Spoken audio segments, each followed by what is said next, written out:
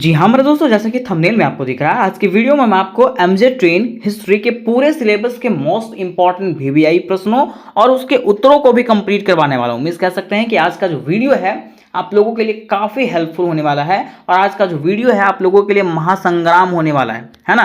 क्योंकि एक ही वीडियो के अंतर्गत में मैं इसके सारे वीवीआई प्रश्नों को और सारे वीवीआई प्रश्नों के उत्तर को भी बिल्कुल आसान शब्दों में क्लियर करने वाला हूं। और इसके पहले मैं आपको बता देना चाहता हूं कि मैंने दोस्त मेजर 9 की पूरी तैयारी करवा दिया है, जिसका लिंक आपको डिस्क्रिप्शन बॉक्स में मिल जाएगा।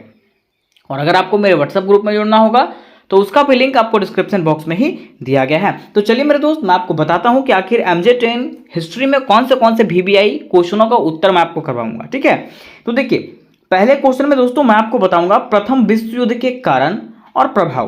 क्या बताऊंगा? प्रथम विश्व युद्ध के क्या कारण है और क्या क्या प्रभाव पड़ा। ठीक है, ये दोनों क्वेश्चन को मतलब एक ही वीडियो में हो जाएगा। ठीक, फिर देखिए क्वेश्चन नंबर 2 में दोस्तों मैं आपको बताऊंगा 1917 की रूसी क्रांति। क्या बताऊंगा? 1917 ईस्वी में रूस क्रांति के क्या कारण था। ठीक है, इसके स्वरूप क्या थे और क्या क्या परिणाम निकला उसके बारे में। यही क्वेश्चन आपको ऐसे पूछ सकता है कि बोल्शेविक क्रांति के कारण एवं परिणाम। इस क्वेश्चन में आपको बोल्शेविक क्रांति दे चाहे रूसी क्रांति दे, क्वेश्चन दोनों सेम है ना। दोनों में से कोई भी क्वेश्चन आएगा आपको आंसर वही लिखना है जो मैं क्वेश्चन नंबर 2 में आपको करवाऊंगा। फिर देखिए क्वेश्चन नंबर 3 में दोस्तों मैं आपको तैयारी करवाऊंगा पेरिस शांति सम्मेलन पर एक निबंध लिखें। किसके बारे में? पेरिस शांति सम्मेलन पर एक निबंध लिखें। फिर क्वेश्चन नंबर 4 में दोस्तों मैं आपको बताऊंगा राष्ट्र संघ के कार्य एवं उपलब्धियों की विवेचना करें। किसके बारे में? राष्ट्र संघ के कार्य एवं उपलब्धियों की विवेचना करें। ये क्वेश्चन नंबर 4 में आपको मैं कराऊंगा। फिर क्वेश्चन नंबर 5 में दोस्तों आपको पढ़ना है हिटलर का उत्थान के कारण की विवेचना करें। मीन्स हिटलर का उत्थान कैसे हुआ, है ना। ये क्वेश्चन आपको ऐसे पूछ सकता है कि नाजीवाद का उदय। ठीक है, मीन्स हिटलर कहीं भी आपको आ जाए, नाजीवाद कहीं भी आ जाए, आपको वही आंसर लिखना है जो मैं क्वेश्चन नंबर 5 में आपको करवाऊंगा। फिर मेरे दोस्त क्वेश्चन नंबर 6 में मैं आपको बताऊंगा द्वितीय विश्व युद्ध के कारणों का मूल्यांकन करें और द्वितीय विश्व युद्ध के प्रभाव। द्वितीय विश्व युद्ध के क्या कारण निकले और क्या प्रभाव निकले, क्या परिणाम निकले, ये क्वेश्चन नंबर 6 में आपको करवाऊंगा। ठीक है, और लास्ट प्रश्न आपको जो बच रहा है मुसोलिनी के उदय का वर्णन करें। ये क्वेश्चन आपको इस वीडियो के अंतर्गत में नहीं मिलेगा, ये क्वेश्चन को मैं अलग से करवा दूंगा। ठीक, तो चलिए हम लोग बढ़ते हैं इसके पहले क्वेश्चन की तरफ और जानते हैं कि आखिर प्रथम विश्व युद्ध क्या था। सबसे पहले मैं इसका कहानी आपको बताता हूं। कहानी आप सुनिएगा, आपको जीवन भर कभी भूलोगे नहीं इसको, है ना। उसके बाद मैं इसके कारणों और उसको प्रभाव को बताऊंगा। तो देखिए अगर बात करते हैं प्रथम विश्व युद्ध का, तो आज का टॉपिक जो है ना हम लोगों का होने वाला है प्रथम विश्व युद्ध। क्या होने वाला है? प्रथम विश्व युद्ध, जिसको हम लोग फर्स्ट वर्ल्ड वार के नाम से जानते हैं। ठीक है, तो जैसा कि आप लोग सब जानते हैं कि ये जो क्वेश्चन है ना हर जगह इंपॉर्टेंट है। ठीक है, हर एग्जामिनेशन में ये क्वेश्चन पूछा जाता है। ठीक है, चाहे वो 10th हो 12th हो, ठीक है, हर जगह पूछा जाता है ना। तो आज ये क्वेश्चन हम लोग इतना इजी तरीके से जानेंगे ना, इतना इजी तरीके से जानेंगे कि आप जिंदगी में कभी भी ये क्वेश्चन को भूल नहीं पाएंगे। ठीक है, तो चलिए हम लोग जानते हैं प्रथम विश्व युद्ध। किसके बारे में जानेंगे? प्रथम विश्व युद्ध के बारे में जानने वाले हैं। ठीक है, अब देखिए अगर हम लोग बात करें प्रथम विश्व युद्ध का, किसका? प्रथम विश्व युद्ध का। ठीक है, तो जैसा कि हम लोग सब जानते हैं प्रथम विश्व युद्ध का जो समय था, प्रथम विश्व जो स्टार्ट हुआ था वो कब स्टार्ट हुआ था? तो 28 जुलाई 1914 ईस्वी को ये प्रथम विश्व युद्ध स्टार्ट हुआ था। ठीक है, मैं आपको थोड़ा सा दिखा देना चाह रहा हूँ, ऐसे खाली दिखा करके भी मैं बता रहा हूँ। ठीक है, मैं आपको कहानी की जैसा बता रहा हूँ और मैं गारंटी लेता हूँ, 100% गारंटी लेता हूँ कि ये आपको समझ में आ जाएगा और आपको जिंदगी में कभी भी दोबारा इसको पढ़ने की जरूरत नहीं पड़ेगा। ठीक है, देखिए इसका समय, अगर प्रथम विश्व युद्ध की समय की बात करें तो ये स्टार्ट कब हुआ था? तो 28 जुलाई 1914 ईस्वी को स्टार्ट हुआ था और ये अंत कब हुआ था? तो 11 नवंबर 1918 ईस्वी को ये अंत हो गया था, खत्म हो गया था। कौन सा? प्रथम विश्व युद्ध। ठीक है, अब देखिए अगर जगह की बात करें, जगह का मतलब क्या है कि प्रथम विश्व जो हुआ था वो कौन सा जगह में हुआ था, है ना।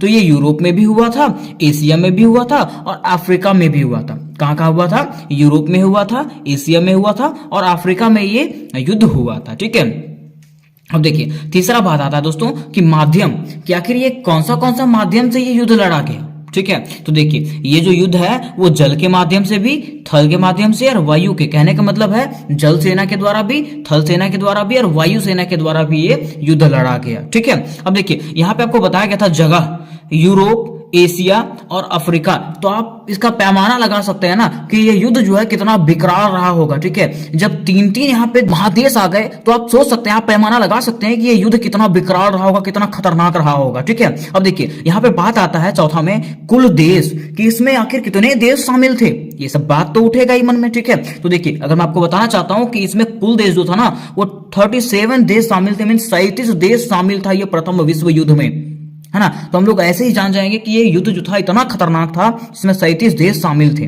ठीक है, अब देखिए आगे की बात आती है दोस्तों कि क्षति, है ना, क्षति कि आखिर से युद्ध होता है तो युद्ध में से लड़ाई होता है। ठीक है, तो लड़ाई में किसी का फायदा नहीं होता है। ठीक है, हानि ही हानि होता है ना। तो इसमें हानि क्या हुआ था, तो बताया जाता है कि 1,70,00,000 लोगों की मृत्यु हो चुकी थी। क्या हो चुका था, 1,70,00,000 लोगों का मृत्यु हो चुका था इसमें से, जिसमें से 1 करोड़ जो थे, 1,10,00,000 जो थे वो सैनिक थे, और 60 लाख जो थे ना वो आम जनता थे। ये युद्ध इतना विकराल हो चुका था कि आम जनता को भी घसीट के ले जाया जा रहा था कि चलो तुमको भी युद्ध लड़ना है ना। अब चलिए अब जानते हैं कि आखिर इसका शुरुआत कहां से हुआ था, ये जो युद्ध हुआ था उसका शुरुआत कहां से हुआ था। ठीक है, अब देखिए ये जो युद्ध है ना इसका शुरुआत सर्बिया और ऑस्ट्रिया से हुआ था। कहां से हुआ था, सर्बिया और ऑस्ट्रिया से इसका शुरुआत हुआ था। हुआ क्या था कि ऑस्ट्रिया के राजकुमार की हत्या कर दी गई थी।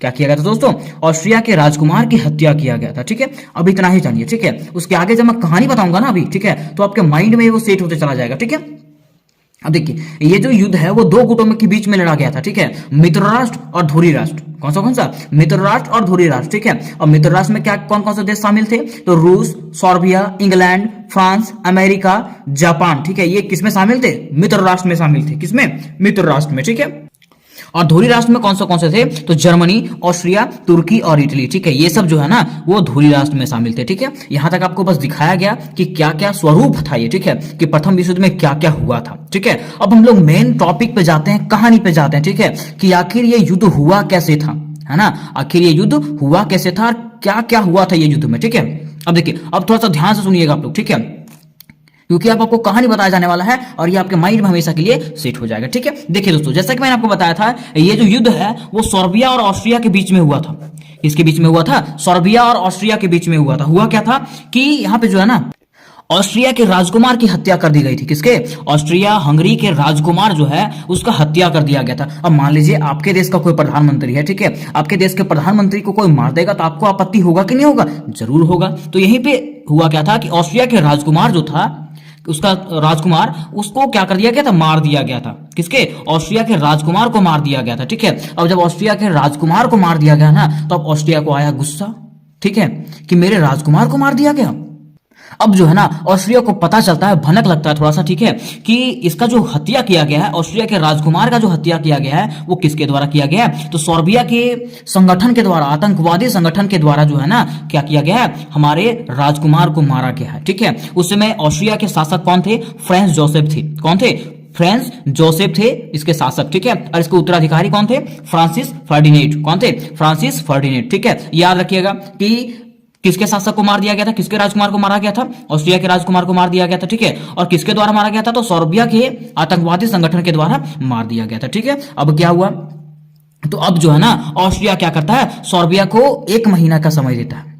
क्या करता है दोस्तों, ऑस्ट्रिया जो है सर्बिया को 1 महीना का समय देता है कि देखो मैं तुमको 1 महीना का समय देता हूं, तुम क्या करो, मेरे राजकुमार को जो मारा है ना उसको तुम पकड़ करके सजा दो। ठीक है, ऐसा कौन बोलता है, ऑस्ट्रिया बोलता है सर्बिया को कि तुम क्या करो, जो मेरे राजकुमार का हत्या किया ना उसको तुम पकड़ो और उसको तुम सजा दो। ठीक है, अब सर्बिया जो है ना एकदम खुले माइंड में, ये कहां समझने वाला ये सब बात। ठीक है, बोलता है जो जाओ करना जो करना है सो कर लो। ठीक है, किसको बोलता है, ऑस्ट्रिया को, कि हम कुछ नहीं जानते, ठीक है, जो करना है तुमको कर लो। ठीक है, अब ऑस्ट्रिया थोड़ा सा पागल होने लगता है। ठीक है, अब ऑस्ट्रिया जब पागल होने लगता है ना तो अब इसके साथ देने के लिए आता है जर्मनी।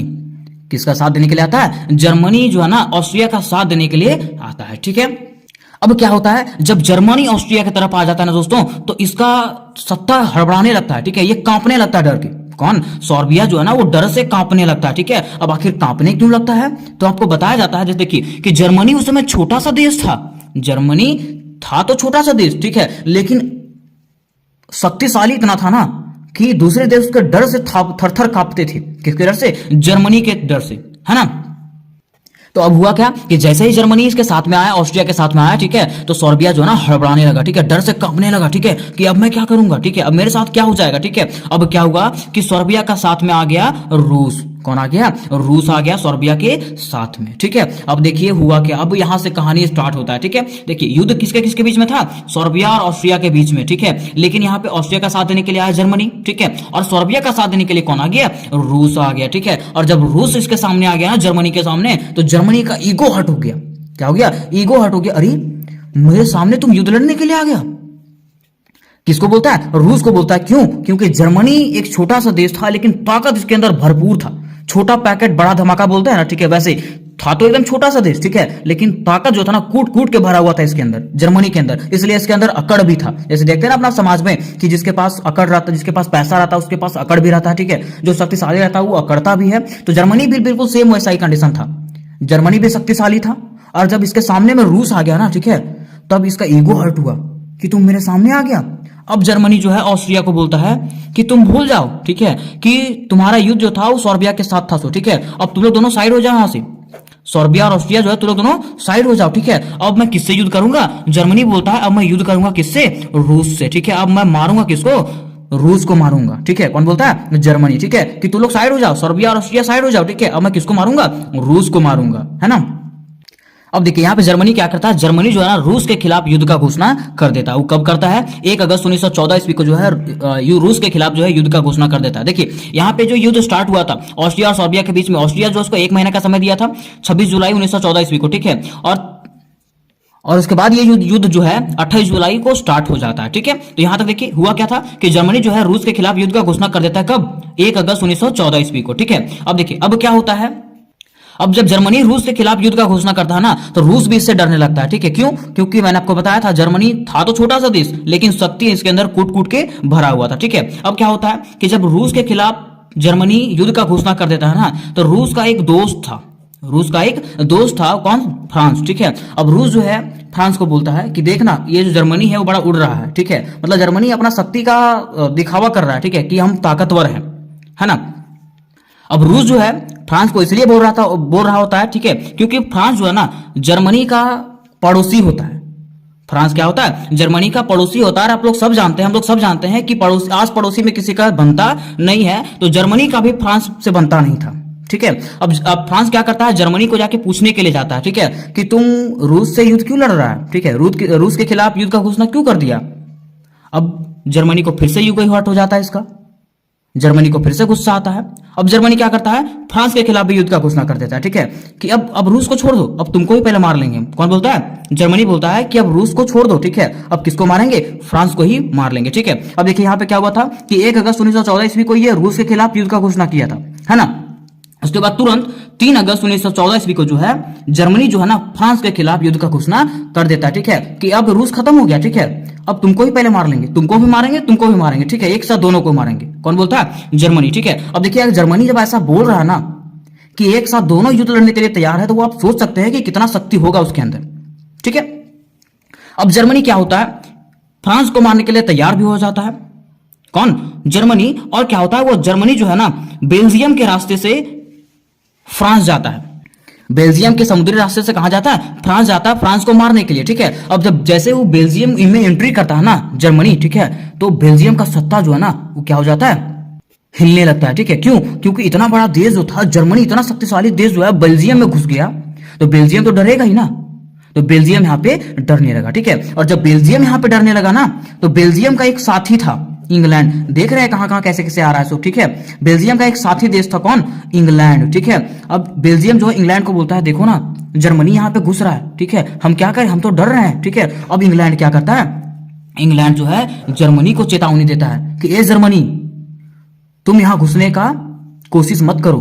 कहां पे? बेल्जियम के सहारे से घुसने का कोशिश मत करो, तुम जिस रास्ते से आ रहे हो ना वही रास्ते से वापस लौट जाओ, ठीक है। अब जर्मनी का फिर से ईगो हर्ट हुआ कि अरे एक तो रूस था ही, फ्रांस तो था ही, अब इंग्लैंड भी हमको बोलने के लिए आ गया, ठीक है। अब जर्मनी क्या करता है, इंग्लैंड के खिलाफ भी युद्ध का घोषणा कर देता है। कब? 8 अगस्त 1914 ईस्वी को, ठीक है। अब देखिए तीन तीन युद्ध लड़ने के लिए तैयार हो गए, रूस से भी, फ्रांस से भी, इंग्लैंड से भी। ठीक है, तो एक सप्ताह के अंदर जो वो तीन तीन युद्ध का घोषणा कर देता है। कौन? जर्मनी। तो आप सोच सकते हैं दोस्तों कि कितना ताकत होगा इसके अंदर। किसके अंदर? जर्मनी के अंदर। ठीक है, ये सीधे बोलता था तू आएगा, तू आएगा, तू आ जाओ। ठीक है, तीनों को साथ मारेंगे। ठीक है, कौन बोलता था? जर्मनी। तो आप सोच सकते हैं कि कितना इसके अंदर ताकत था सो। ठीक है, किसके अंदर? जर्मनी के अंदर। तो यहां पे ये कहानी खत्म होता है कि प्रथम विश्व युद्ध कैसे कैसे स्टार्ट हुआ।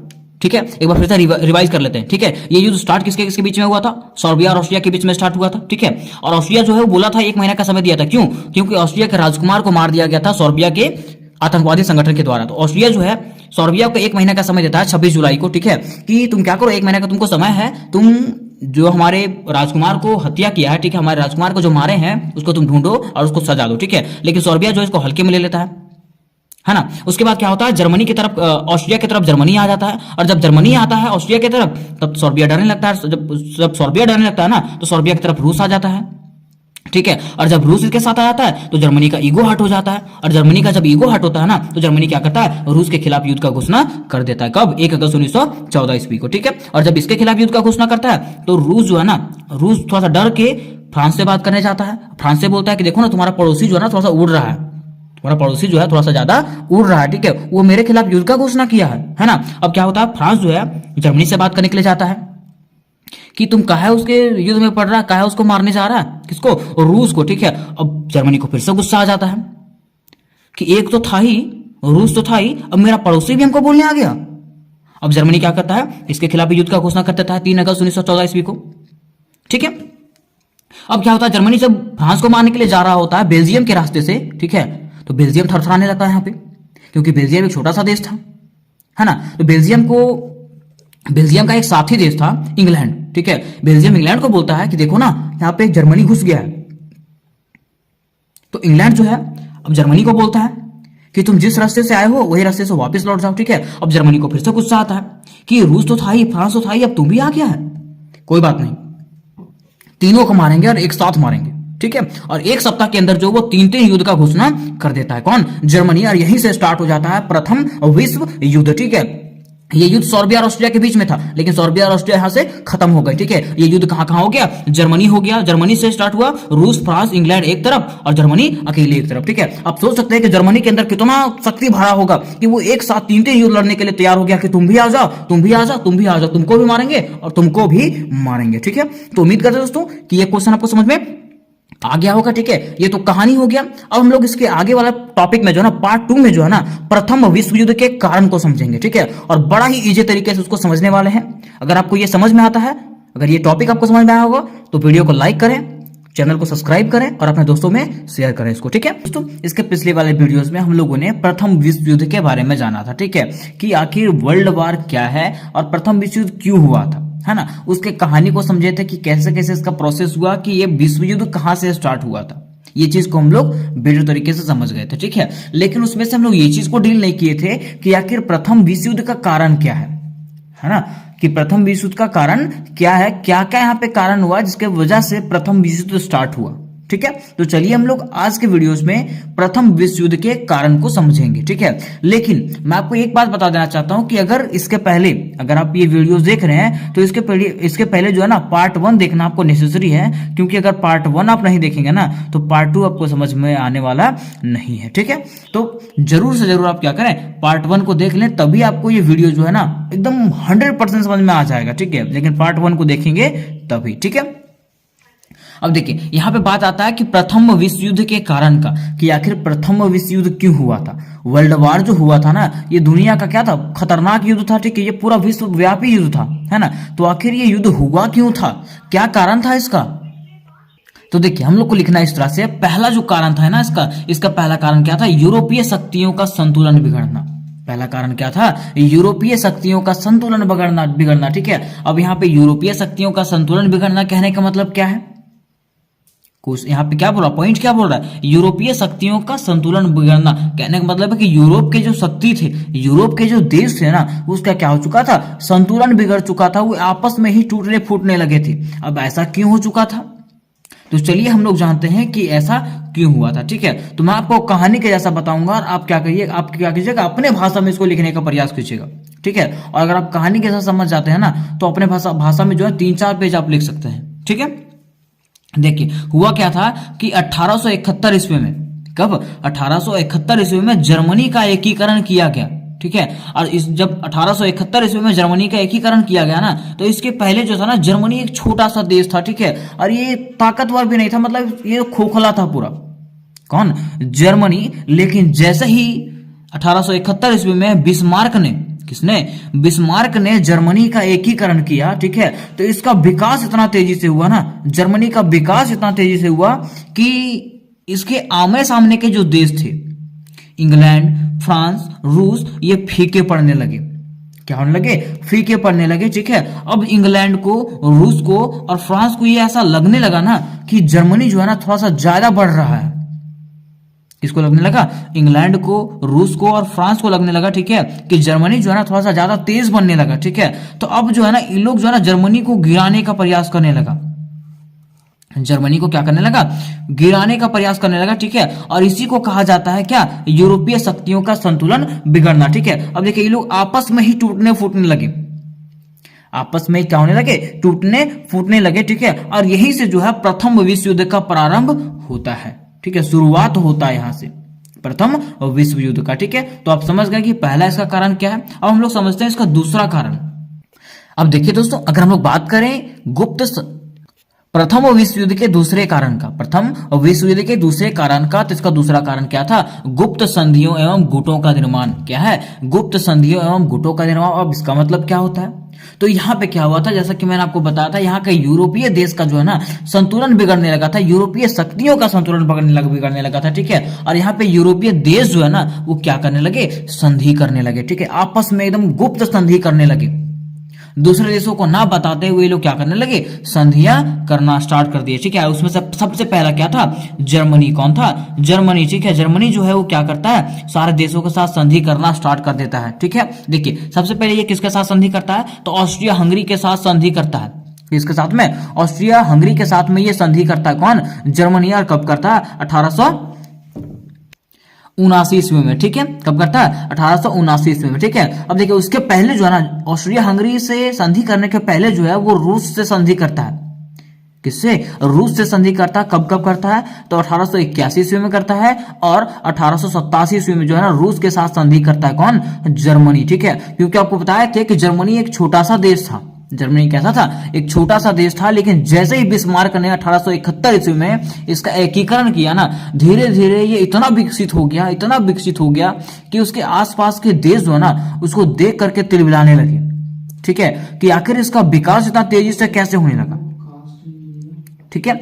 अब जब उसका विकास होने लगा ना तो उसके साथ साथ वो क्या करने लगा, गुप्त संधियां भी करने लगा, ठीक है, दूसरे देशों के साथ जो ना अच्छा संबंध भी बनाने लगा, ठीक है। जिसमें से वो रूस के साथ संबंध बनाया था, ऑस्ट्रिया हंगरी के साथ संबंध बनाया था, उसके साथ साथ वो इंग्लैंड के साथ भी मित्रता पूर्वक संबंध रखा था, इसके साथ में इंग्लैंड के साथ जो है ना मित्रता पूर्वक संबंध रखा था, ठीक है। फिर इटली के साथ भी वो संबंध बनाता है, कब, 1882 ईस्वी में जो है ना वो इटली के साथ भी दोस्ती का हाथ बढ़ाता है, ठीक है। इस प्रकार से क्या करता है, वो त्रिगुट संधि करता है। कौन करता है, जर्मनी जो है ना त्रिगुट संधि करता है, जर्मनी, ठीक है। और देखो यहाँ पे क्या हुआ, जर्मनी आ गया, ऑस्ट्रिया आ गया, रूस और इटली, ठीक है, ये एक साथ हो जाते हैं, ये लोग क्या हो जाते हैं, एक साथ मिलकर के जो है ना त्रिगुट संधि का निर्माण कर लेते हैं। 3 संधियों का निर्माण, त्रिगुट संधि मतलब 3 ग्रुप का निर्माण कर लेते हैं, ठीक है। जिससे यहाँ के देशों को लगने लगता है ना कि जर्मनी थोड़ा सा तेज बन रहा है, ठीक है। अब सारे देशों के नजर में कौन आ चुका था, जर्मनी आ चुका था, कौन आ चुका था, जर्मनी, ठीक है। एक छोटा सा देश होकर के जो है ना इतना जब ऊंचा उठने लगा ना, ये अचानक से इसका विकास होने लगा, ये अचानक से जब कार्य करने लगा ना तो सारा देशों का नजर जो है जर्मनी पे जाने लगा। ये भी जो है प्रथम विश्व युद्ध का दूसरा सबसे बड़ा कारण था, ठीक है।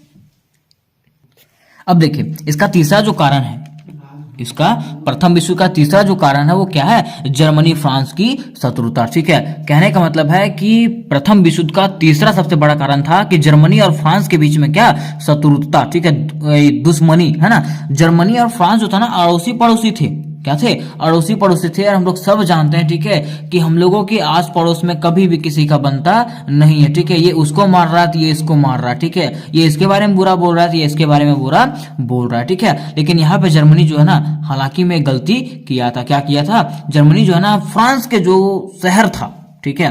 फ्रांस का जो शहर था वो क्या किया था, उसको छीन लिया था। किससे? फ्रांस से छीन लिया था। कौन छीन लिया था? जर्मनी, ठीक है। अब मान लीजिए आपका घर है, आप पैसा कमा के रखे हैं और आपका पैसा को हम छीन लेंगे तो आपको दिक्कत होगा कि नहीं होगा? जरूर होगा, ठीक है। तो वैसे जर्मनी भी क्या किया, फ्रांस के एक देश को छीन लिया, फ्रांस के एक हिस्से को छीन लिया, तो फ्रांस को जो है ना इससे तकलीफ होने लगा। किससे? जर्मनी से, ठीक है। तो इसके बीच में जो है ना, अब जो है ना इन दोनों के बीच में क्या होने लगा, दुश्मनी का भाव पैदा होने लगा, ठीक है। जर्मनी और फ्रांस, ठीक है, ये आपस में प्रतिद्वंदी बन गए, ठीक है। क्या बन गए? शत्रु बन गए, दुश्मन बन गए, है ना। तो इनका दुश्मनी भी जो है ना प्रथम विश्व युद्ध का तीसरा सबसे बड़ा कारण बना, ठीक है। तो उम्मीद करते हैं कि यहां तक आपको समझ में आ गया होगा, ठीक है। अब आगे बढ़ते हैं इसका चौथा कारण की तरफ। अब देखिए इसका चौथा जो कारण था, प्रथम विश्व युद्ध का चौथा जो कारण था, वो सबसे बड़ा कारण माना जाता है, ठीक है। अब सबसे बड़ा कारण क्या है? तो देखिए साम्राज्यवादी प्रतिस्पर्धा। क्या है? साम्राज्यवादी प्रतिस्पर्धा। अब इसमें क्या हुआ था दोस्तों, इसमें क्या हुआ था? तो इसमें क्या हुआ था, औद्योगिक क्रांति हुआ था। क्या हुआ था? औद्योगिक क्रांति हुआ था। अब देखिए औद्योगिक क्रांति का मतलब क्या है, जैसे उद्योग को लेकर के क्रांति, है ना। जैसे मान लीजिए आप कोई फैक्ट्री का स्थापना करते हैं, ठीक है। तो फैक्ट्री का जब स्थापना करेंगे तो आपको कच्चा माल का आवश्यकता है कि नहीं है, ठीक है। अब मान लीजिए कच्चा माल का आवश्यकता है, आप फैक्ट्री में माल बना भी लिए, तो क्या कीजिएगा, उसको अपने आप खाइएगा, रख ले रहिएगा नहीं ना, ठीक है। उसको बेचिएगा कि नहीं बेचिएगा, उसके लिए आपको बाजार का जरूरत है कि नहीं है, तो बाजार का जरूरत है, ठीक है। अब यहाँ पे इंग्लैंड, फ्रांस और रूस क्या करता है, कच्चा माल का तैयार करता है लोग, ठीक है। कच्चा माल तैयार करके जो है ना औद्योगिकरण करके जो है उसको माल जो है वहां से उत्पादित करता है, माल क्या करता है, उत्पादन करता है, ठीक है। और वहां से जो है ना वो लोग बाजार ढूंढता है। कौन ढूंढता है? बाजार ढूंढता है इंग्लैंड, फ्रांस और रूस, ठीक है। अब ये लोग अपना बाजार खोज भी लेता है। कौन लोग? इंग्लैंड, फ्रांस और रूस जो है ना अपना बाजार ढूंढ भी लेता है, ठीक है। अब इसके बाजार ढूंढने के बाद इसको जब बाजार मिल गया ना, अब जर्मनी तिलबिलाने लगा, ठीक है। क्योंकि जर्मनी भी तो क्या करेगा, औद्योगिक क्रांति करेगा ना, ये भी तो अपना उद्योग का विकास कर रहा था, ठीक है। तो ये भी क्या ढूंढने लगा, बाजार ढूंढने लगा। और जब जर्मनी को कोई बाजार नहीं मिला ना, जर्मनी को कोई बाजार नहीं मिला, तो जर्मनी क्या करता है, अब जर्मनी क्या करता है, इन लोगों पे जो है ना, इन लोगों का बना बनाया हुआ काम पे जो है ना वो पानी फेर देता है। करता क्या है कि जर्मनी जो है ना इटली के साथ मिलकर के, जर्मनी जो है इटली के साथ मिलकर के क्या करता है, इन लोगों के बाजार पे कब्जा कर लेता है। किनके बाजार पे? इंग्लैंड, फ्रांस और रूस के बाजार पे कब्जा करता है। कैसे करता क्या है कि इसका जो जहाज था, जर्मनी का सबसे बड़ा जहाज था इंपेरेटर जहाज। कौन सा जहाज? इंपेरेटर जहाज। वो अपने जहाज के मदद से जो है ना पूरे समुद्र को ही घेर लेता है। कौन घेर लेता है? जर्मनी, ठीक है। पूरे समुद्र को ही घेर लिया, ये लोग जाएगा कहां से, अब जा पाएगा? नहीं जा पाएगा।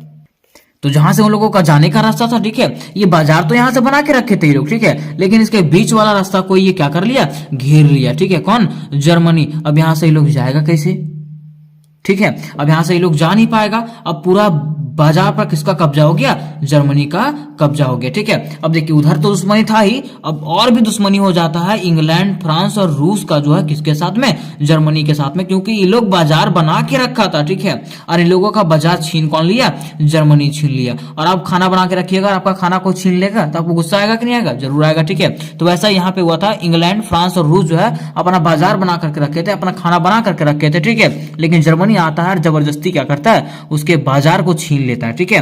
अब यहाँ पे क्या होता है, इंग्लैंड, फ्रांस और रूस जो है ना इससे रुष्ट हो जाते हैं, इससे नाराज हो जाते हैं, ठीक है। और इसके खिलाफ क्या करने लगते हैं, साजिशें करना स्टार्ट कर देते हैं, ठीक है। ये जो है प्रथम विश्व युद्ध का चौथा सबसे बड़ा कारण था, ठीक है। अब देखिए इसका पांचवा सबसे बड़ा कारण है, ठीक है, सैन्यवाद। क्या है? सैन्यवाद। अब सैन्यवाद इसका पांचवा सबसे बड़ा कारण क्या है, कैसे है? तो देखिए बताया जाता है कि अशस्त्र का निर्माण, खरीद बिक्री। मतलब यहाँ पे क्या हुआ था कि जब मान लीजिए कि यहाँ पे जब बाजार का निर्माण होने लगा ना, ठीक है, और जब बाजार का निर्माण होने लगा तो आपको बताया थे, ठीक है, कि धीरे धीरे यहाँ से क्या होने लगा था, प्रतिद्वंदता बढ़ने लगा था, दुश्मनी बढ़ने लगा था। और जब दुश्मनी बढ़ने लगा ना तो यहाँ पे लोग क्या करने लगे, यहाँ के देश क्या करने लगे, अस्त्र शस्त्र का निर्माण करने लगे, ठीक है। बंदूक बनाने लगे, तलवार बनाने लगे, ठीक है, भाला बनाने लगे, ये सब चीज बनाने लगे यहाँ के देश, ठीक है। और इसका खरीद बिक्री जो है ना इतना बढ़ चुका था कि वो लोग अपने देश को ध्यान में ही नहीं रख रहा था, ठीक है, कि मेरा देश में आर्थिक स्थिति ठीक है कि नहीं है। वो लोग क्या चाह रहा था, बस अपना सेना को मजबूत करना चाह रहा था, ठीक है। और बताया जाता है कि अपने उसके नेशन का, उसके राष्ट्र का जो 85% इनकम था उसके राष्ट्र का जो 85% इनकम जो आता था वो किस में खर्च किया जाता था, सैनिकों में खर्च किया जाता था, जिससे क्या हुआ कि वहां का आर्थिक स्थिति जो है ना धीरे धीरे दयनीय होते गया।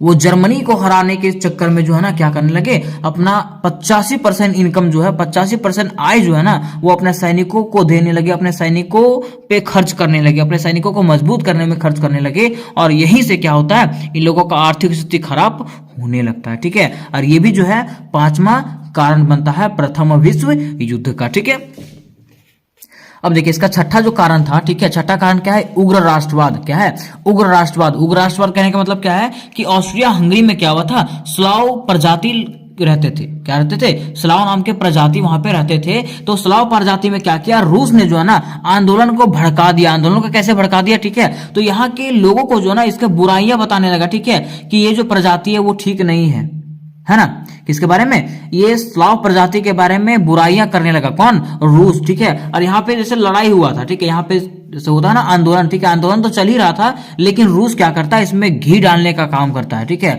और घी डालने का जब काम करता है तो ये जो आंदोलन था ना वो और विकराल रूप धारण कर लेता है, और ये भी जो है प्रथम विश्व युद्ध का कारण बना था। ठीक है, फिर देखिए यहाँ पे क्या था, अगला जो कारण है अंतरराष्ट्रीय संस्था का अभाव। अंतरराष्ट्रीय संस्था का अभाव कहने का मतलब है कि यहाँ जो देश था ना, जब प्रथम विश्व युद्ध का धीरे धीरे यहाँ पे ब्यौरा जब निकलने लगा ना, तो यहाँ पे क्या था कि अंतरराष्ट्रीय संस्था का अभाव था जो ये युद्ध को रोक सके। ठीक है, यहाँ के शक्तियों को कंट्रोल में कर सके। ठीक है, यहाँ पे वो संस्था नहीं था, जिसके कारण ये युद्ध जो है ना और भी विकराल रूप धीरे धीरे धारण करते चला गया। ठीक है, फिर देखिए अगला जो कारण है प्रथम विश्व युद्ध का, वो है समाचार पत्रों की भूमिका। इसमें समाचार पत्रों ने क्या किया, अपना भूमिका निभाया। कैसे, देखिए मान लीजिए कि जब रूस और जर्मनी के बीच में दुश्मनी हुआ, ठीक है, तो समाचार पत्र क्या करता था, इनके बीच में और बढ़ा चढ़ा करके बातें लिखता था। ठीक है, कि ये ऐसे लड़ गए, वो ऐसे लड़ गए, वो उसको गरिया रहा था तो उसको गरिया रहा था। ठीक है, वो मतलब पूरा आपस में जो ना भड़काने लगे लोगों को। ठीक है, और जब वो भड़काने लगे लोगों को ना,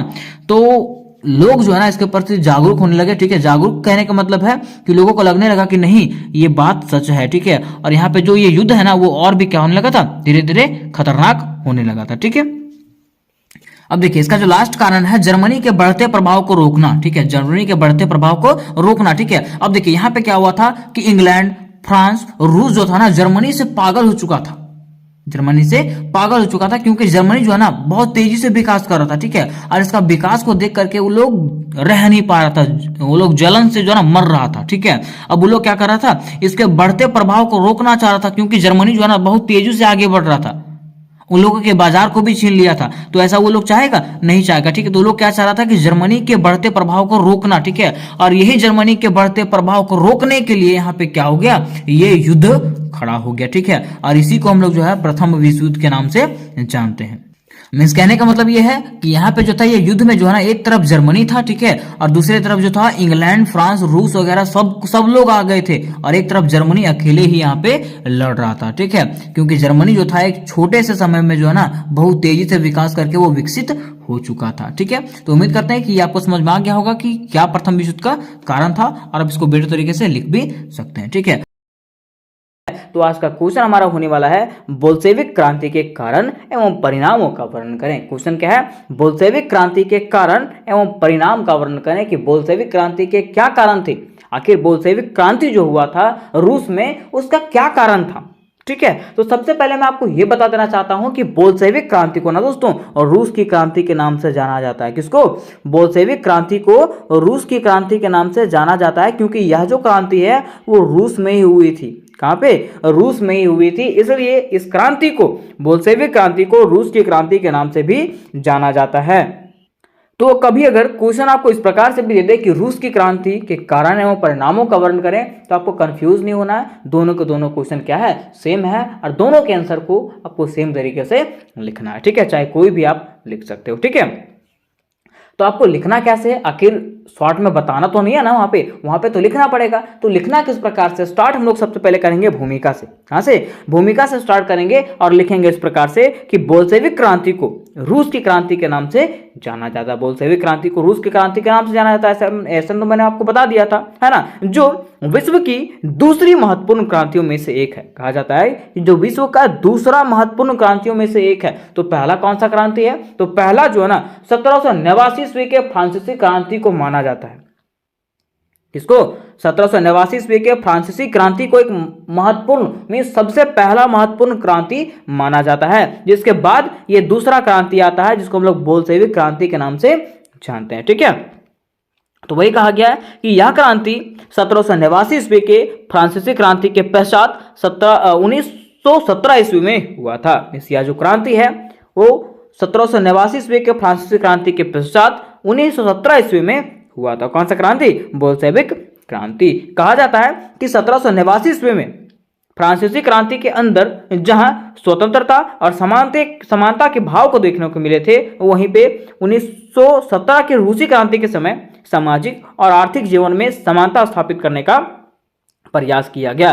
मीन्स कहा गया ना कि जिस समय फ्रांसीसी क्रांति चल रही थी 1789 ईस्वी में, उस समय हम लोगों ने देखा था कि इसके अंतर्गत स्वतंत्रता और समानता स्थापित करने के भाव चल रहे थे। लेकिन जब रूस में 1917 ईस्वी में क्या हुआ? रूसी क्रांति उत्पन्न हुआ, बोल्शेविक क्रांति उत्पन्न हुआ, तो उसका उद्देश्य क्या था? सामाजिक और आर्थिक जीवन में समानता स्थापित करना। क्या? सामाजिक और आर्थिक जीवन में क्या स्थापना करना? समानता स्थापित करना इसका प्रयास था। किसका? बोल्शेविक क्रांति का। ठीक है, तो इस प्रकार से हम लोग को इसका भूमिका लिख देना है। क्या? इसके भूमिका को क्लियर कर देना है। अब यहाँ पे बातें आती है कि बोल्शेविक क्रांति जिसको हम लोग रूस की क्रांति के नाम से जानते हैं, इसके क्या कारण थे?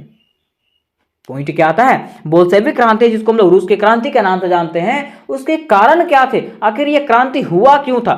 आखिर जब रूस में ये क्रांति हुआ तो रूस में ये क्रांति होने के कारण क्या था? ठीक है, तो देखिए कहा जाता है कि 20वीं शताब्दी का इतिहास क्रांतियों का काल के नाम से जाना जाता है। 20वीं शताब्दी जो है ना, इसका इतिहास जो है इसको क्रांतियों के काल के नाम से जाना जाता है। इस काल में जो है ना कई क्रांति हुए थे, है ना, इसलिए इसको क्रांतियों का काल के नाम से जाना जाता है, जिसमें से रूस की क्रांति एक महत्वपूर्ण स्थान रखता है। कौन? रूस की क्रांति में बोल्शेविक क्रांति एक महत्वपूर्ण स्थान रखता है। कहा जाता है कि इस क्रांति ने रूस का जो सम्राट था जार निकोलस द्वितीय, उसके अंत ही नहीं बल्कि सामाजिक, आर्थिक, राजनीतिक और धार्मिक क्षेत्र में भी अपना प्रतिकूल प्रभाव जमाया था। मीन्स कहा जाता है कि इस क्रांति के थ्रू से सिर्फ जार निकोलस द्वितीय का शासन ही अंत नहीं हुआ था, उसके साथ साथ उस क्षेत्र में मीन्स रूस में जो है ना सामाजिक, आर्थिक और राजनीतिक, धार्मिक हर क्षेत्र में जो है ना प्रतिकूल प्रभाव उसका पड़ा था। कहा जाता है कि इसे 1917 ईस्वी के बोल्शेविक क्रांति भी कहते हैं। इसको जो है ना 1917 ईस्वी के बोल्शेविक क्रांति भी कहते हैं। ये तो हम लोग जानते ही हैं, जिसके कारण निम्नलिखित थे, जिसके निम्नलिखित कारण थे। तो चलिए हम लोग उसके कारण को एक एक करके समझने का प्रयास करते हैं। तो देखिए दोस्तों, कहा जाता है कि पहला इसका कारण है जार की निरंकुशता एवं अयोग्य शासन। कहने का अर्थ यह है कि यहाँ पे बात आता है जार, तो जार हम लोग किसको कहते हैं? ठीक है, तो जार जो है रूस के सम्राट को कहा जाता था। किसको? रूस के सम्राट को क्या कहा जाता था? जार कहा जाता था। और उस समय रूस का सम्राट कौन था? जार निकोलस द्वितीय, है ना। तो कहा जाता था कि वो जो सम्राट है निकोलस द्वितीय जो था वो क्या था? बहुत ही निरंकुश था। क्या था? निरंकुश था। और उसके अंदर जो है ना शासन करने का क्षमता नहीं था, वो जानता नहीं था कि कैसे शासन करते हैं। तो वही कहा गया कि रूसी क्रांति का सबसे प्रमुख कारण जार की अयोग्य शासन व्यवस्था मानी जाती है। कि जो जार था, जार निकोलस द्वितीय था, वो अयोग्य था, है ना, उसको शासन करने की क्षमता नहीं थी, वो जानता नहीं था कि कैसे शासन करते हैं। इसलिए 1917 ईस्वी से पूर्व रूस के रोमनोव राजवंश का शासन था। इसमें जो है ना 1917 ईस्वी से पहले जो है ना रूस में किसका था? रोमनोव राजवंश का शासन था। ठीक है, रूस के राजा को जार कहा जाता था। रूस के राजा को मैंने बताया था कि क्या कहा जाता है? जार कहा जाता था। कहा जाता है कि रूस में जिस समय क्रांति हुई उस समय रूस के सम्राट जार निकोलस द्वितीय था। रूस में जिस समय यह क्रांति हुआ था, बोल्शेविक क्रांति हुआ था, उस समय यहाँ का जो सम्राट था वो कौन था? जार निकोलस द्वितीय। कौन था? जार निकोलस द्वितीय। ये चीज आपको याद रखना पड़ेगा। ठीक है, जिसमें राज्य चलाने का गुण का अभाव था। जो राज्य को चलाने का बात नहीं जानता था कि कैसे हमको राज्य को चलाना है। कहा जाता है कि उसे आम लोगों के सुख दुख की चिंता नहीं थी, ठीक है, और वो जो है ना जनताओं के बारे में नहीं सोचता था कभी, ठीक है, मतलब वो जनता के दुख के बारे में नहीं सोचता था कि हमारे जनता जो है वो तकलीफ में है, ठीक है, वो अपने ऐशो आराम के बारे में सोचता था बस। कौन? जार निकोलस द्वितीय। इस प्रकार से हम लोग कह सकते हैं कि उसके पास जो था ना वो अयोग्यता था, मीन्स शासन चलाने का योग्यता नहीं था। किसके पास? जार निकोलस द्वितीय के पास।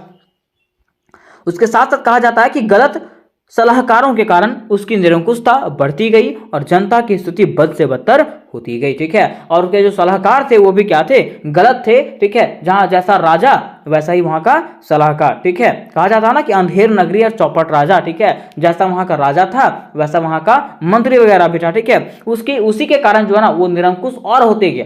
जार निकोलस द्वितीय जो है और निरंकुश होते गया और अंततः जो है ना लोग जो है क्रांति पे उतर गए और यही क्रांति को बोल्शेविक क्रांति के नाम से जाना जाता है, ठीक है।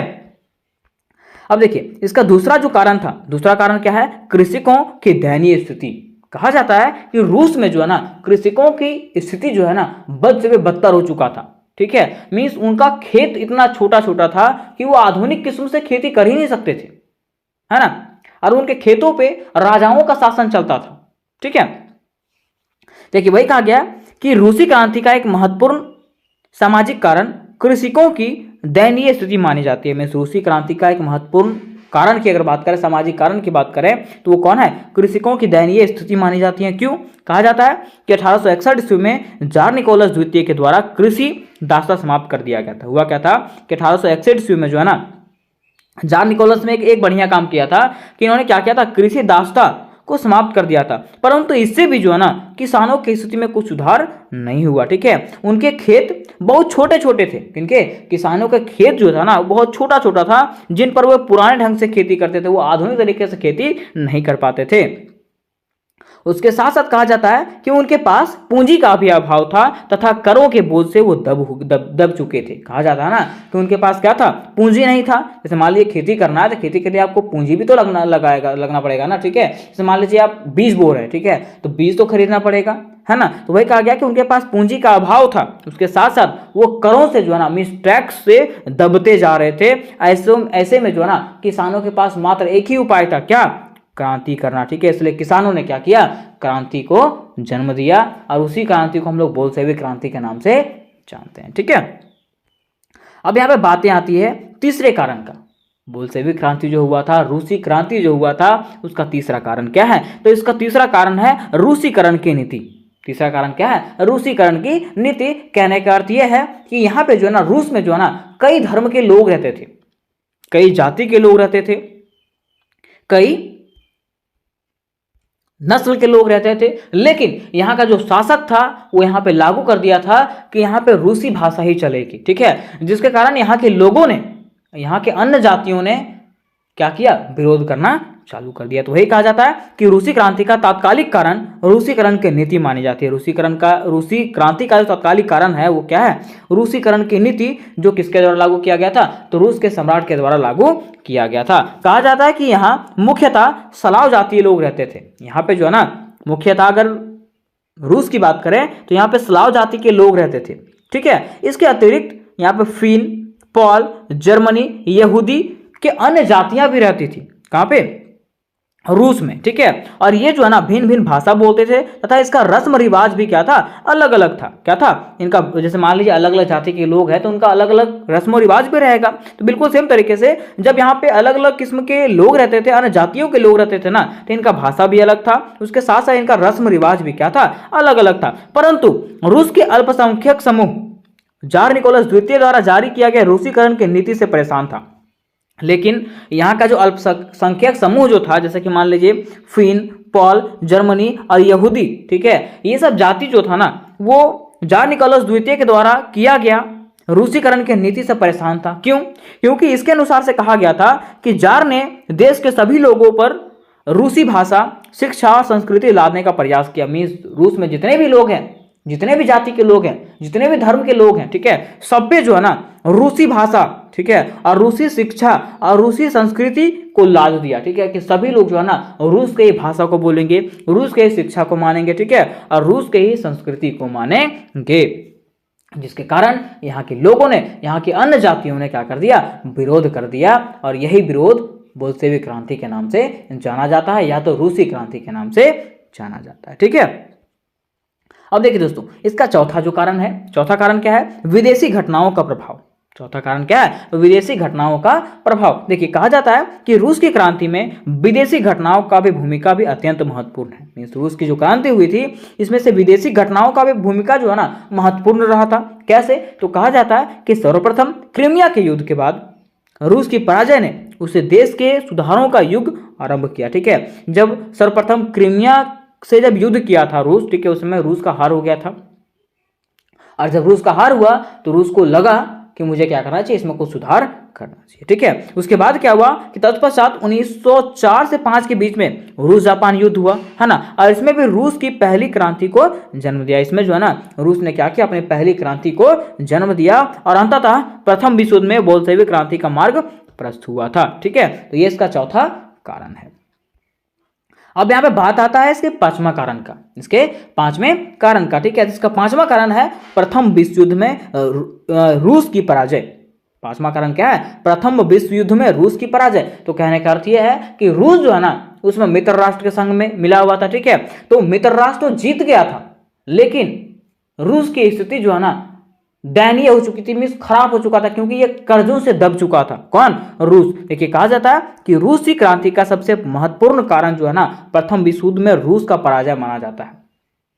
रूसी क्रांति का सबसे महत्वपूर्ण जो कारण है वो क्या है, प्रथम विश्व युद्ध में रूस की पराजय। मीन्स रूस हारा नहीं था, वो आर्थिक रूप से हारा था। कैसे, तो देखिए, कहा जाता है कि इस युद्ध में रूस मित्र राष्ट्र की ओर से शामिल हुआ था। जैसा कि हम लोग सब जानते हैं, इस युद्ध में जो है ना रूस जो है मित्र राष्ट्र की ओर से लड़ाई लड़ रहा था। ठीक है, लेकिन रूसी सैनिकों के पास जार निकोलस द्वितीय जैसे सम्राट के होते हुए भी ना अच्छे अर्थशास्त्र थे, ठीक है, अर्थशास्त्र थे, ठीक है, और ना ही भोजन की व्यवस्था थी। मीन्स कहा गया ना कि ये मित्र राष्ट्र की तरफ से लड़ तो रहा था, ठीक है, लेकिन इसके पास ना अच्छे अस्त्र शस्त्र थे, ठीक है, ना अच्छे सैनिक थे, ना ही भोजन की व्यवस्था थी। ठीक है, और मान लीजिए आप सैनिक को भरपूर रख लिए, लेकिन सैनिक को प्रशिक्षण ही नहीं दीजिएगा कि सैनिक आपको मतलब कैसे युद्ध लड़ना है, तो क्या सैनिक जानेगा, नहीं जानेगा। ठीक है, आप सैनिक को वेतन ही नहीं दीजिएगा तो क्या सैनिक लड़ेगा, नहीं लड़ेगा। तो बिल्कुल सेम तरीके से यहां हुआ कि यहाँ पे सैनिक तो थे, लेकिन उनके पास अस्त्र शस्त्र नहीं था। उसके साथ साथ अधिकांश सैनिक जो था ना वो अप्रशिक्षित था, उनको सिखाया ही नहीं गया था कि युद्ध लड़ना कैसे है, जिसके कारण रूस जो है ना पूरी तरीके से टूट गया। मतलब इसका आर्थिक स्थिति जो है पूरा पूरा खराब हो गया। किसका, रूस का। कहा जाता है कि हालांकि मित्र राष्ट्र की विजय हुई, लेकिन रूस जैसे देश अर्थव्यवस्था के अभाव में पराजित हो गया। कहा जाता है कि हालांकि मित्र राष्ट्र की तो जीत हुई थी, मित्र राष्ट्र में शामिल तो रूस भी था, है ना, तो मित्र राष्ट्र की तो जीत हुई थी, लेकिन रूस क्या वो किया था, अपने देश को मजबूत बनाने के लिए कई कर्जे ले चुका था। ठीक है, जिसके कारण से ये क्या हो चुका था, अर्थव्यवस्था के मामले में कर्जों से दब चुका था। कौन, रूस। इसलिए जो है यहाँ के लोग जब कर्जों के नीचे दबने लगे और यहाँ का जब रेट जो है बढ़ने लगा हर चीज का, तो यहाँ के लोगों ने क्रांति करना चालू कर दिया, और यही क्रांति को दोस्तों बोल्शेविक क्रांति और रूसी क्रांति के नाम से जाना जाता है। ठीक है, तो उम्मीद करते दोस्तों कि ये क्वेश्चन आपको क्लियरली समझ में आ गया होगा। तो आज का प्रश्न हमारा होने वाला है, पेरिस शांति सम्मेलन के उद्देश्य, प्रकृति और विफलता का वर्णन करें। क्वेश्चन क्या है, पेरिस शांति सम्मेलन के उद्देश्य, प्रकृति और विफलता का वर्णन करें। कि बताइए कि आखिर पेरिस शांति सम्मेलन जो हुआ था उसका क्या उद्देश्य था, और आखिर वो जो सम्मेलन है वो क्यों असफल हो गया। ठीक है, लेकिन देखिए ये जानने से पहले हम लोग को ये तो जानना पड़ेगा ना सबसे पहले कि पेरिस शांति सम्मेलन का मतलब क्या होता है। क्या जानना पड़ेगा, पेरिस शांति सम्मेलन का मतलब क्या होता है। ठीक है, तो देखिए पेरिस तो एक जगह का नाम है, मान लीजिएगा, तो पेरिस क्या एक जगह का नाम है। ठीक है, और शांति सम्मेलन का मतलब क्या होता है जानते हैं, फैसला करना। ठीक है, शांति सम्मेलन का मतलब क्या होता है, फैसला करना। जैसे मान लीजिए आपके गांव में किसी से लड़ाई हो गया, ठीक है, तो होता ना कि चलो एक फैसला बैठाया जाएगा। तो वैसे क्या हुआ था कि पेरिस के शहर में जो है ना एक फैसला बैठाया गया था। क्या बैठाया गया था, फैसला बैठाया गया था। तो आखिर वो फैसला का क्या उद्देश्य था, और वो जो फैसला हुआ था वो क्यों असफल हो गया, वो चीज को हम लोग आज क्लियर करेंगे। ठीक है, तो देखिए दोस्तों, कहानी शुरू होती है तब जब प्रथम विश्व युद्ध हुआ था। कहां से, प्रथम विश्व युद्ध जब हुआ था वहां से ये कहानी शुरू होती है, क्योंकि प्रथम विश्व युद्ध में जो है ना भयानक क्या हुई थी, जानमाल की हानि हुई थी। प्रथम विश्व युद्ध के बाद भयानक जानमाल की हानि हुई, जिसके बाद लोगों को लगने लगा कि नहीं, कहीं ना कहीं एक ऐसा संगठन होना चाहिए जो क्या करे, पूरा विश्व भर में शांति बना करके रखे। उसके साथ साथ जब प्रथम विश्व युद्ध हुआ था तो विजय देश, जो विजय देश थे, जो जीते हुए देश थे और जो हारे हुए देश थे, उन दोनों के बीच में जो है ना सीमा को लेकर के क्या हुआ, तो एक सम्मेलन हुआ। उसी को हम लोग क्या कहते हैं, पेरिस शांति सम्मेलन कहते हैं। क्या कहते हैं, पेरिस शांति सम्मेलन। अर्थात कहने का अर्थ यह है कि पेरिस में जो है विजय राष्ट्रों में, जीते हुए राष्ट्र और हारे हुए राष्ट्रों के बीच में क्या हुआ था, एक शांति सम्मेलन हुआ था, एक फैसला हुआ था। उसी को हम लोग पेरिस शांति सम्मेलन के नाम से जानते हैं। ठीक है, तो सबसे पहले लिखिएगा भूमिका। क्या लिखिएगा, भूमिका। और भूमिका में लिखिएगा इस प्रकार से कि प्रथम विश्व युद्ध की समाप्ति के बाद, प्रथम विश्व युद्ध के समाप्ति के बाद 1919 में जो है ना पूरे विश्व में शांति स्थापित करने के उद्देश्य से जो है पेरिस में क्या हुआ, एक सम्मेलन आयोजित हुआ था। पेरिस में जो है एक सम्मेलन आयोजित हुआ था, उसी को हम लोग क्या कहते हैं, पेरिस शांति सम्मेलन के नाम से जानते हैं। ठीक है, अब देखिए बताया गया है कि पेरिस शांति सम्मेलन की प्रकृति, क्योंकि क्वेश्चन में पूछा कि पेरिस शांति सम्मेलन की प्रकृति बताइए कि कैसे कैसे ये सम्मेलन हुआ था, है ना। तो देखिए पॉइंट नंबर 1 में कहा गया कि पेरिस शांति सम्मेलन में विजय एवं पराजित राष्ट्रों के बीच में सीमा का निर्धारण करना, अस्थायी समझौते और शांति स्थापित करने के समझौते करने थे। मीन्स यहाँ जो पेरिस शांति सम्मेलन हुआ था वहां पे क्या करना था, तो जो विजय राष्ट्र था और जो पराजित राष्ट्र था, जो हारा हुआ देश और जीता हुआ देश था, उन लोगों के बीच में समझौता करना कि हम लोग फिर से लड़ाई झगड़ा करेंगे नहीं। ठीक है, उनके बीच में सीमा निर्धारित करना, सीमा मतलब समझते हैं उनका बॉर्डर निर्धारित करना। ठीक है, और उनके बीच में शांति स्थापित करना कि हम लोग फिर से लड़ेंगे झगड़ेंगे नहीं, है ना। क्योंकि हुआ क्या था कि प्रथम विश्व युद्ध के दौरान पूरे विश्व की राजनीतिक, सामाजिक, आर्थिक और सांस्कृतिक स्थिति जो है बिगड़ चुकी थी। अब मान लीजिए युद्ध होगा तो युद्ध से कभी किसी को फायदा होता नहीं है। लड़ाई हो रहा है तो आपको भी घाटा होगा और उसको भी घाटा होगा। ठीक है, तो वही कहा गया कि जब प्रथम विश्व युद्ध हुआ ना, तो प्रथम विश्व युद्ध के दौरान जो है पूरे विश्व की स्थिति जो है वो डगमगा गई। ठीक है, स्थिति खराब हो गई, है ना। जिसके बाद क्या हुआ कि पेरिस शांति सम्मेलन में भाग लेने के लिए 32 राष्ट्रों को निमंत्रित दिया गया। ठीक है, पेरिस शांति सम्मेलन में भाग लेने के लिए जो है ना 32 राष्ट्र को निमंत्रण दिया गया, इनविटेशन दिया गया। ठीक है, जिसमें से पराजित राष्ट्र जर्मनी, तुर्की, बुल्गारिया और ऑस्ट्रिया को भाग लेने के लिए स्थान दिया गया। जिसमें से जो पराजित राष्ट्र था, जो हारा हुआ देश था, उसको भी इसमें बुलाया गया, है ना। इसके अतिरिक्त सभी विजेता राष्ट्रों के लगभग 70 प्रतिनिधि जो है ना वो पेरिस में भाग लिए थे, पेरिस शांति सम्मेलन में भाग लिए थे। ठीक है, आगे कहा जाता है कि इस सम्मेलन में अमेरिका के राष्ट्रपति के अलावा 11 देशों के प्रधानमंत्री, 12 विदेश मंत्री और कई अन्य प्रसिद्ध राजनीतिक भी शामिल थे। ये जो सम्मेलन आयोजित हुआ था उसमें से अमेरिका के राष्ट्रपति के अलावा 11 देशों के प्रधानमंत्री और 12 विदेश मंत्री भी आए थे, है ना। कहा जाता है कि इस सम्मेलन में भाग लेने वाले 3 प्रमुख व्यक्ति थे। इस सम्मेलन में जो भाग लेने वाले 3 प्रमुख व्यक्ति थे वो कौन कौन थे, तो अमेरिका के राष्ट्रपति वुडरो विल्सन, ठीक है, दूसरा ब्रिटेन के प्रधानमंत्री लॉयड जॉर्ज, ठीक है, और तीसरा फ्रांस के प्रधानमंत्री क्लेमेंसो। ये 3 इसमें प्रमुख व्यक्ति थे, है ना। तो यहां तक हम लोगों ने इसकी प्रकृति को भी समझ लिया। अब बातें यहां पे आती है कि पेरिस शांति सम्मेलन के मुख्य उद्देश्य बताइए कि आखिर पेरिस शांति सम्मेलन जो हुआ था उसका मुख्य उद्देश्य क्या था। तो कहा जाता है कि पेरिस शांति सम्मेलन का सबसे मुख्य उद्देश्य जो था वो शांति स्थापित करना था। क्या, शांति स्थापित करना। ठीक है, क्योंकि प्रथम विश्व युद्ध के बाद जो है ना बहुत जान माल की हानि हुई थी, जिससे लोगों को लगने लगा कि नहीं अब इतना भयंकर युद्ध होना चाहिए नहीं। इसलिए कहा जाता है कि पेरिस शांति सम्मेलन का मुख्य उद्देश्य न केवल शांति स्थापित करना था बल्कि शांति को हमेशा के लिए बनाए रखने की व्यवस्था भी करनी थी। इस पेरिस शांति सम्मेलन का मुख्य उद्देश्य सिर्फ ये नहीं था कि अभी शांति स्थापित करना है, ठीक है, हमेशा हमेशा के लिए शांति बना रहे वैसा व्यवस्था करना था। कब, पेरिस शांति सम्मेलन के दौरान। फिर देखिए दूसरा पॉइंट में कहा गया कि पराजित राष्ट्रों से क्षतिपूर्ण लेना। मित्र राष्ट्र चाह रहे थे ना कि जो हारे हुए देश थे वही क्या है, ये युद्ध के दोषी हैं। ठीक है, तो वही कहा गया कि मित्र राष्ट्र में से फ्रांस और इंग्लैंड के नेताओं का कहना था, मित्र राष्ट्र में से फ्रांस और इंग्लैंड के जो नेता थे उनका कहना था कि इस युद्ध में जो है ना जर्मनी ने प्रारंभ किया। ये युद्ध जो है किसने शुरू किया, जर्मनी ने शुरू किया। अतः युद्ध की क्षतिपूर्ति के लिए जर्मनी से अधिक धन वसूला जाए। ठीक है, इसलिए फ्रांस और इंग्लैंड का कहना था कि ये युद्ध जो है वो किसके कारण शुरू हुआ, जर्मनी के कारण शुरू हुआ। इसलिए सारा पैसा जो है, जितना भी कर्ज हुआ है सारा का सारा कर्ज जो वो कौन देगा, जर्मनी देगा। ये किसका कहना था, तो मित्र राष्ट्रों में से फ्रांस और इंग्लैंड का कहना था। ठीक है, फिर देखिए इसके जरिए जो है ना मित्र राष्ट्र चाहते थे कि जर्मनी को क्या कर दें, हम कमजोर कर दें। जर्मनी को कमजोर क्यों करना चाहते थे, तो फ्रांस जो है ना वो जर्मनी का पड़ोसी था। बेचारा फ्रांस जो है जर्मनी से बहुत डरता था, जर्मनी इसको कूट देता था पकड़ के। किसको, फ्रांस को, ठीक है। इसलिए फ्रांस की चिंता यह थी कि जर्मनी उन पर जो है ना फिर से हमला ना कर सके, ठीक है।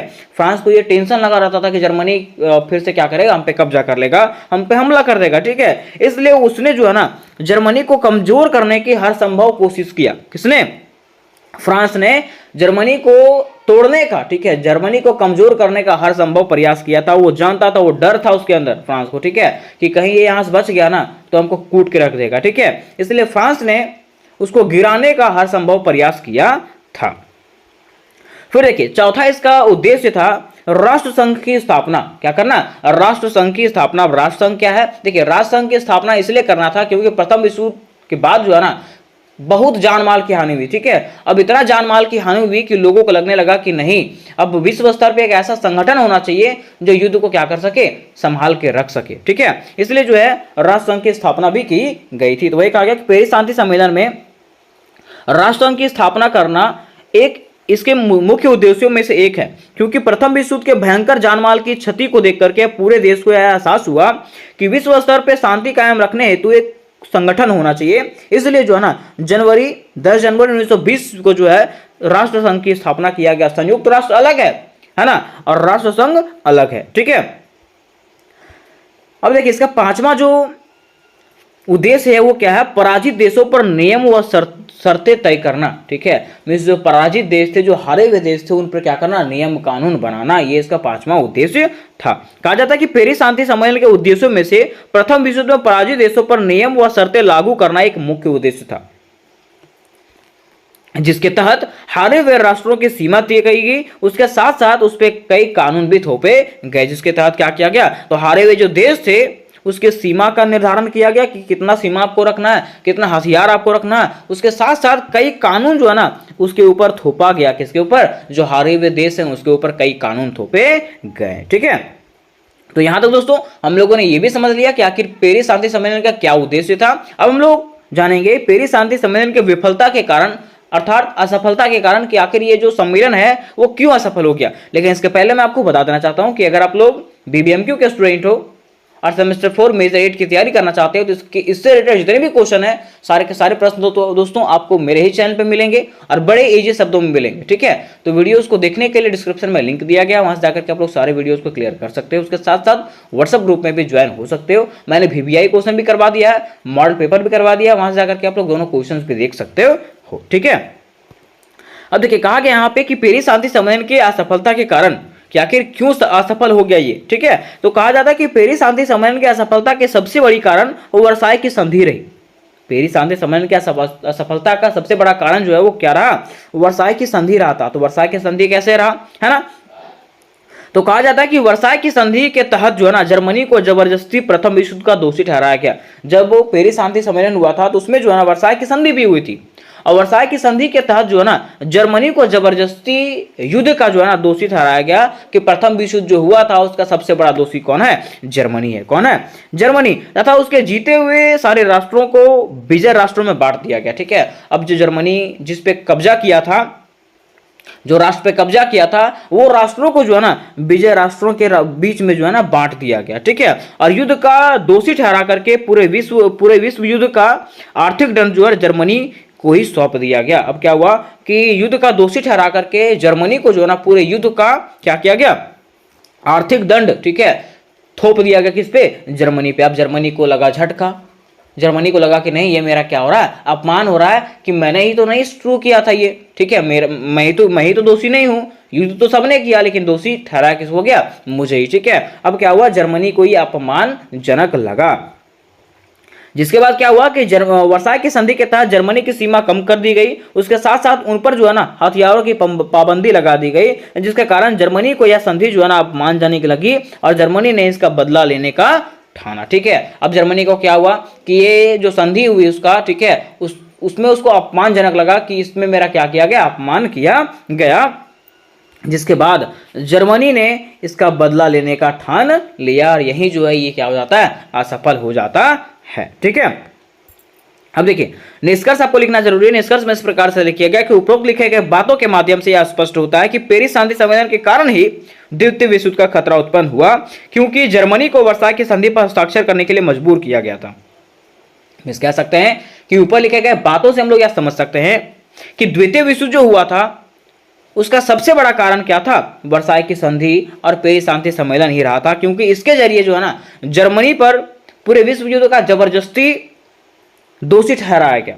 ठीक है, इसलिए जर्मनी को ऐसा लगा कि नहीं, यह संधि जो है हमारे लिए क्या अपमानजनक है, और उसने बदला लेने का कोशिश किया। ठीक है, कहा जाता है कि जिस संधि के तहत जर्मनी को जबरदस्ती युद्ध का दोषी ठहराकर उस पर आर्थिक दंड लगाया गया, जिसके कारण उसने बदला लेने का मन बना लिया और अंततः जो है द्वितीय विश्व युद्ध भी हुआ था। कहा गया कि इस संधि के वजह से जर्मनी पे जो है क्या किया गया, आर्थिक दंड लगाया गया। ठीक है, और आर्थिक दंड लगाने के बाद जर्मनी को गुस्सा आया और जर्मनी ने क्या किया, इसका बदला लेने का सोचा, और अंततः क्या हुआ, द्वितीय विश्व युद्ध भी हुआ था। तो उम्मीद करें दोस्तों कि ये क्वेश्चन आपको समझ में आ गया होगा। तो आज का प्रश्न हमारा इस प्रकार से है कि राष्ट्र संघ के उद्देश्य, लक्ष्य एवं उपलब्धियों का वर्णन करें। क्वेश्चन क्या है, राष्ट्र संघ के उद्देश्य, लक्ष्य एवं उपलब्धियों का वर्णन करें। या तो फिर पूछ सकता है राष्ट्र संघ की उत्पत्ति, उद्देश्य एवं असफलताओं के कारणों का वर्णन करें। मीन्स कह सकते हैं दोस्तों कि राष्ट्र संघ से रिलेटेड, किससे, राष्ट्र संघ से रिलेटेड अगर आपका कोई भी प्रश्न आ जाए ना,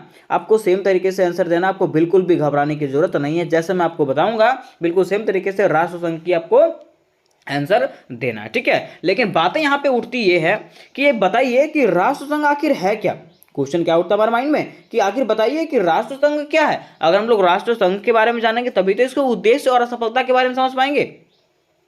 ठीक है, तो चलिए हम लोग जानते हैं कि आखिर राष्ट्र संघ क्या है। देखिए दोस्तों, बातें यहां पे ये है ना कि लोगों के मन में, कुछ लोगों के मन में ये कंफ्यूजन होगा कि राष्ट्र संघ और संयुक्त राष्ट्र संघ एक है, लेकिन नहीं, राष्ट्र संघ अलग है और संयुक्त राष्ट्र संघ अलग है। संयुक्त राष्ट्र संघ का उत्पत्ति जो है वो 1945 में किया गया था, जबकि राष्ट्र संघ की स्थापना जो है 1920 में किया गया। कब, 1920 में किया गया। ठीक है, और इसका कारण भी क्या है, अलग अलग है। ठीक है, अब बातें यहां पे आती है कि आखिर बताइए कि राष्ट्र संघ की स्थापना जब 1920 में किया गया तो आखिर इसके पीछे कारण क्या है। ठीक है, तो बातें उस समय की है दोस्तों जब प्रथम विश्व युद्ध हुआ था। क्या हुआ था, प्रथम विश्व युद्ध हुआ था, और प्रथम विश्व युद्ध के बाद जो है ना पूरे विश्व की आर्थिक स्थिति जो है डगमगा गई थी। मीन्स पूरा विश्व का आर्थिक स्थिति जो है पूरा चौपट हो गया था। ठीक है, पूरे विश्व में युद्ध का दौर चल रहा था। अब क्या हुआ कि जितने भी देश थे उन लोगों को ऐसा आभास हुआ, ऐसा अनुभव हुआ कि नहीं, कोई ना कोई ऐसा संगठन होना चाहिए था जो पूरे विश्व पे शांति स्थापित करे।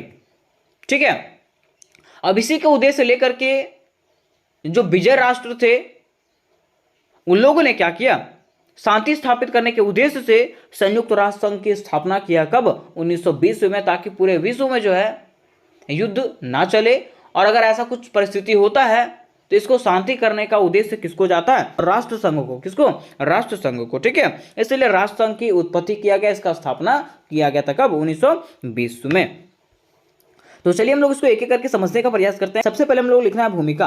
क्या लिखना है, भूमिका। और भूमिका में लिखना है इस प्रकार से कि राष्ट्र संघ, जिसे लीग ऑफ नेशन के नाम से जाना जाता था। कोई पूछेगा राष्ट्र संघ को किसके नाम से जाना जाता था, तो राष्ट्र संघ को जो ना दोस्तों लीग ऑफ नेशन के नाम से जाना जाता था। और यह जो एक अंतरराष्ट्रीय संगठन था, ये क्या था, एक अंतरराष्ट्रीय संगठन था जिसका स्थापना 1920 में किया गया था। कोई पूछेगा राष्ट्र संघ की स्थापना कब किया गया, तो 1920 में। ठीक है, राष्ट्र संघ अलग है और संयुक्त राष्ट्र संघ अलग था। ठीक है, कहा जाता है कि यह एक ऐसा संगठन था जिसका मकसद अंतरराष्ट्रीय शांति और सुरक्षा बनाए रखना था। क्या कहा गया कि यह एक ऐसा संगठन था जिसका मकसद, जिसका उद्देश्य क्या था, तो अंतरराष्ट्रीय मतलब पूरे विश्व स्तर पे जो है ना शांति स्थापित करना, उसके साथ साथ सुरक्षा बनाए रखना इसका उद्देश्य था। किसका, राष्ट्र संघ का। तो यहां तक आपको भूमिका में लिख देना। बातें यहां पे आती है कि राष्ट्र संघ की उत्पत्ति की बताइए कि राष्ट्र संघ जो है उसका उत्पत्ति किस प्रकार से हुआ। देखिए, कहा जाता है कि राष्ट्र संघ को हम लोग लीग ऑफ नेशन कहते हैं। क्या कहते हैं, लीग ऑफ नेशन कहते हैं। और पॉइंट नंबर 1 में बताया गया है कि प्रथम विश्व युद्ध के भारी भरकम जान माल की क्षति को देख करके पूरे विश्व को ऐसे संस्था का अभाव हुआ जो पूरे विश्व में शांति स्थापित कर सके। हुआ क्या कि प्रथम विश्व युद्ध के बाद जो जान माल की हानि हुई उसको देख करके पूरे विश्व को ऐसा लगा कि कोई ऐसा संस्था होना चाहिए जो क्या करे, पूरे विश्व में शांति स्थापित कर सके। ठीक है, इसलिए जो है 10 जनवरी 1920 ईस्वी को, कब, 10 जनवरी 1920 ईस्वी को पेरिस शांति सम्मेलन के बाद राष्ट्र संघ की स्थापना हुई थी। कहां पे, पेरिस शांति सम्मेलन के बाद राष्ट्र संघ की स्थापना हुई थी। कब, 10 जनवरी 1920 ईस्वी को। अब आगे कहा गया कि राष्ट्र संघ को अक्सर संयुक्त राष्ट्र का पूर्ववर्ती कहा जाता है। ठीक है, मीन्स राष्ट्र संघ को जो है ना संयुक्त राष्ट्र का क्या कहा जाता है, पूर्ववर्ती, मतलब संयुक्त राष्ट्र से बनने वाला पहले जो संगठन था वो क्या था, और राष्ट्र संघ। ठीक है, पूर्व मतलब पहले। ठीक है, संयुक्त राष्ट्र से पहले क्या बना था, राष्ट्र संघ बना था। कहा जाता है कि इसका मुख्यालय जो है वो जेनेवा के स्विट्जरलैंड में था। इसका मुख्यालय कहाँ था, जेनेवा के स्विट्जरलैंड में इसका मुख्यालय था। ठीक है, इस प्रकार से आपको क्या लिखना है, इसका उत्पत्ति के बारे में लिखना है। कहा जाता है कि राष्ट्र संघ को जो है ना 19 अप्रैल 1946 को औपचारिक रूप से भंग कर दिया गया था। किसको, राष्ट्र संघ को जो है 19 अप्रैल 1946 को जो है औपचारिक रूप से भंग कर दिया गया था, मतलब इसको तोड़ दिया गया था। जब किसका स्थापना हुआ था, संयुक्त राष्ट्र संघ का स्थापना हुआ था, तो इसको जो है ना हटा दिया गया। किसको, राष्ट्र संघ को। ठीक है, अब देखिए दोस्तों, यहां तक हम लोग ने जान गया कि राष्ट्र संघ की उत्पत्ति कैसे हुआ। ठीक है, अब हम लोग जानेंगे कि राष्ट्र संघ या तो लीग ऑफ नेशन के उद्देश्य क्या थे। आखिर राष्ट्र संघ जो बनाया गया था उसका क्या उद्देश्य था, कुछ तो उद्देश्य होगा कि ऐसे फालतू बना दिया गया, नहीं, इसका कुछ ना कुछ उद्देश्य अवश्य होगा। तो कहा जाता है कि राष्ट्र संघ का पहला जो उद्देश्य था वो क्या था, अंतरराष्ट्रीय शांति और सुरक्षा को बनाए रखना। विश्व स्तर पे जो है शांति बनाए रखना और सुरक्षा को कायम रखना जो है वो किसका उद्देश्य था, तो राष्ट्र संघ का पहला उद्देश्य था। कहा जाता है कि राष्ट्र संघ का मुख्य उद्देश्य अंतरराष्ट्रीय शांति और सुरक्षा को हासिल करना, उसके साथ साथ अंतरराष्ट्रीय सहयोग को बढ़ावा देना था। किसका, राष्ट्र संघ का। मीन्स कह सकते हैं कि राष्ट्र संघ का सबसे मुख्य उद्देश्य जो था वो क्या था, पूरे विश्व स्तर पे शांति बनाए रखना, उसके साथ साथ पूरे विश्व स्तर पे सुरक्षा भी कायम रखना, है ना, और सबको सहयोग भी करना। अगर किसी देश को कोई चीज का जरूरत है तो उसका सहयोग भी करना किसका उद्देश्य था, तो राष्ट्र संघ का। राष्ट्र संघ ऐसा सोचा था कि मेरे निर्माण के बाद विश्व में कहीं भी युद्ध नहीं होगा, लेकिन ऐसा नहीं हुआ था। ठीक है, युद्ध जो है फिर से हुआ था, द्वितीय विश्व युद्ध फिर से हुआ था। कहा जाता है दूसरा इसका उद्देश्य है देशों के बीच मैत्रीपूर्ण संबंध को बढ़ावा देना। इसका उद्देश्य था कि जो भी देश हैं उसके बीच में जो है ना दोस्ती का हाथ बढ़ाया जाए, युद्ध ना किया जाए, दोस्ती का हाथ बढ़ाया जाए। तो वही कहा गया कि राष्ट्र संघ की स्थापना का मुख्य उद्देश्य विश्व के प्रत्येक देशों के बीच में मित्रता पूर्वक संबंध रखना था। ठीक है, ताकि एक दूसरे का दोस्त बने रहे और इनके बीच में कभी युद्ध ना हो। फिर देखिए तीसरा इसका जो उद्देश्य है वो क्या है, अंतरराष्ट्रीय समस्याओं को सुलझाने के लिए सहयोग करना। ठीक है, इसका जो उद्देश्य है तीसरा वो क्या है, अंतरराष्ट्रीय समस्या में विश्व स्तर पे कोई भी समस्या हो, ठीक है, उसको सुलझाने के लिए सहयोग करना, ये सहयोग करता था, है ना। तो वह कहा गया कि अंतरराष्ट्रीय समस्याओं को शांतिपूर्ण तरीके से सुलझाने हेतु राष्ट्र संघ की स्थापना किया गया था। किसका स्थापना किया गया था, और राष्ट्र संघ की स्थापना किया गया था, और यही इसका उद्देश्य था। फिर चौथा कहा जाता है कि जन कल्याण का विकास करना। चौथा इसका उद्देश्य क्या था, तो जन कल्याण का विकास करना मीन्स लोगों का जो है ना विकास करना। कहा गया कि जन कल्याण का विकास करना राष्ट्र संघ का एक मुख्य उद्देश्य था। जन कल्याण का विकास करना, जन कल्याण मतलब समझते हैं लोगों का, ठीक है, लोगों का विकास करना जो है ना राष्ट्र संघ का एक मुख्य उद्देश्य था। जो देश पिछड़ा हुआ है उसका भी विकास करना राष्ट्र संघ का ही उद्देश्य था। कहा जाता है कि राष्ट्र संघ ने सामाजिक कार्यों के जरिए लोगों के जीवन को बेहतर बनाने का कार्य किया था। राष्ट्र संघ ने क्या किया, सामाजिक कार्य के जरिए सामाजिक कार्य भी किया, और सामाजिक कार्य के जरिए इसने क्या किया, लोगों के जीवन को बेहतर बनाने का प्रयास किया था। किसने, राष्ट्र संघ ने। ठीक है, अब देखिए इसका पांचवा जो उद्देश्य है वो क्या है, युद्ध रोकना। इसका पांचवा उद्देश्य क्या था, युद्ध को रोकना। ठीक है, कहा जाता है कि राष्ट्र संघ की स्थापना का सबसे प्रमुख उद्देश्य विश्व स्तर पर होने वाले युद्धों को रोकना था। राष्ट्र संघ का जो स्थापना किया गया था 1920 में, तो इसका मुख्य उद्देश्य क्या था कि विश्व स्तर पे मींस पूरे विश्व में जो कहीं भी अगर युद्ध होगा तो युद्ध को रोकना किसका उद्देश्य था, तो संयुक्त राष्ट्र संघ का। किसका, राष्ट्र संघ का। अर्थात कह सकते हैं कि राष्ट्र संघ ने सीमा विवादों को युद्ध के बदलने से रोका। ठीक है, मीन्स कहा जाता है कि कोई भी राष्ट्र है उसके बीच में अगर सीमा का विवाद है, मीन्स बॉर्डर को लेकर के कोई विवाद है, ठीक है, तो उसमें युद्ध ना होने देना, ये किसका उद्देश्य था, राष्ट्र संघ का। ठीक है, नेक्स्ट इसका जो छठा उद्देश्य है वो क्या है, हथियारों की होड़ को कम करना। हथियारों की होड़ को कम करना, क्योंकि देखिए प्रथम विश्व युद्ध के बाद क्या हुआ था, सारे देश जो है ना अपने आप को मजबूत करने में लग गए थे, है ना, ताकि अगर फिर से युद्ध हो तो हम लोग जीत सकें और हमारे पास क्या हो, वो उतना हथियार हो। वही कहा गया कि राष्ट्रसंघ ने निशस्त्रीकरण को बढ़ावा दिया। राष्ट्रसंघ ने क्या किया, निशस्त्रीकरण। निशस्त्रीकरण मतलब समझते हैं कि किसी को शस्त्र रखना नहीं है, किसी को युद्ध का शस्त्र रखना नहीं है ना। तो वही कहा गया कि राष्ट्रसंघ ने निशस्त्रीकरण को बढ़ावा दिया तथा अंतर्राष्ट्रीय मुद्दों तथा विवादों को शांतिपूर्ण तरीके से सुलझाने के लिए बातचीत और मध्यस्थता का इस्तेमाल किया। और अंतर्राष्ट्रीय जो भी मुद्दा है, जो भी विवाद होता था, उसको बातों के माध्यम से सुलझाने का प्रयास किया था। किसने, राष्ट्र संघ ने। लेकिन दोस्तों बात यहाँ पे हुआ कि इतना प्रयास करने के बावजूद ये जो राष्ट्र संघ है वो क्या हो गया, असफल हो गया। क्या हो गया, असफल हो गया, मतलब फेल हो गया। ठीक है, अब फेल क्यों हो गया, तो फेल होने के कुछ कारण भी थे, उसको हम लोग अभी जानेंगे। लेकिन इसके पहले मैं आपको बता देना चाहता हूं कि अगर आप लोग सेमेस्टर 4 BBMQ के स्टूडेंट हो तो जिस प्रकार से आपको मेजर 6, मेजर 7 का तैयारी करवाया गया था, बिल्कुल सेम तरीके से मेजर 8 का भी, AC पेपर और BSc पेपर का भी आपको तैयारी बिल्कुल आसान शब्दों में करवाया जाएगा। उसका लिंक दोस्तों आपको डिस्क्रिप्शन बॉक्स में दिया गया है। ठीक है, कुछ चीज़ों का तैयारी करवा दिया गया है, इसका लिंक आपको डिस्क्रिप्शन बॉक्स में दिया गया है। उसके साथ साथ व्हाट्सएप ग्रुप और टेलीग्राम ग्रुप का लिंक डिस्क्रिप्शन बॉक्स में दिया गया है, वहां से आप लोग दोनों ग्रुप में ज्वाइन हो सकते हो। कहा गया कि राष्ट्रसंघ की असफलता का पहला कारण जो था वो क्या था, तो राष्ट्रसंघ के सदस्य देशों के बीच में आपसी विश्वास की कमी थी। मीन्स राष्ट्रसंघ के जो सदस्य देश थे उनके बीच में खुद ही क्या था, विश्वास नहीं था। वो लोग एक दूसरे पे विश्वास ही नहीं करते थे। और मान लीजिए आप मेरे सदस्य हैं, ठीक है, आप पे हम विश्वास करेंगे ही नहीं, तो क्या वो रिश्ता ज़्यादा दिन तक टिकेगा, नहीं टिकेगा। ठीक है, दूसरा, राष्ट्रसंघ के सदस्य राष्ट्रों के स्वार्थी हित के थे।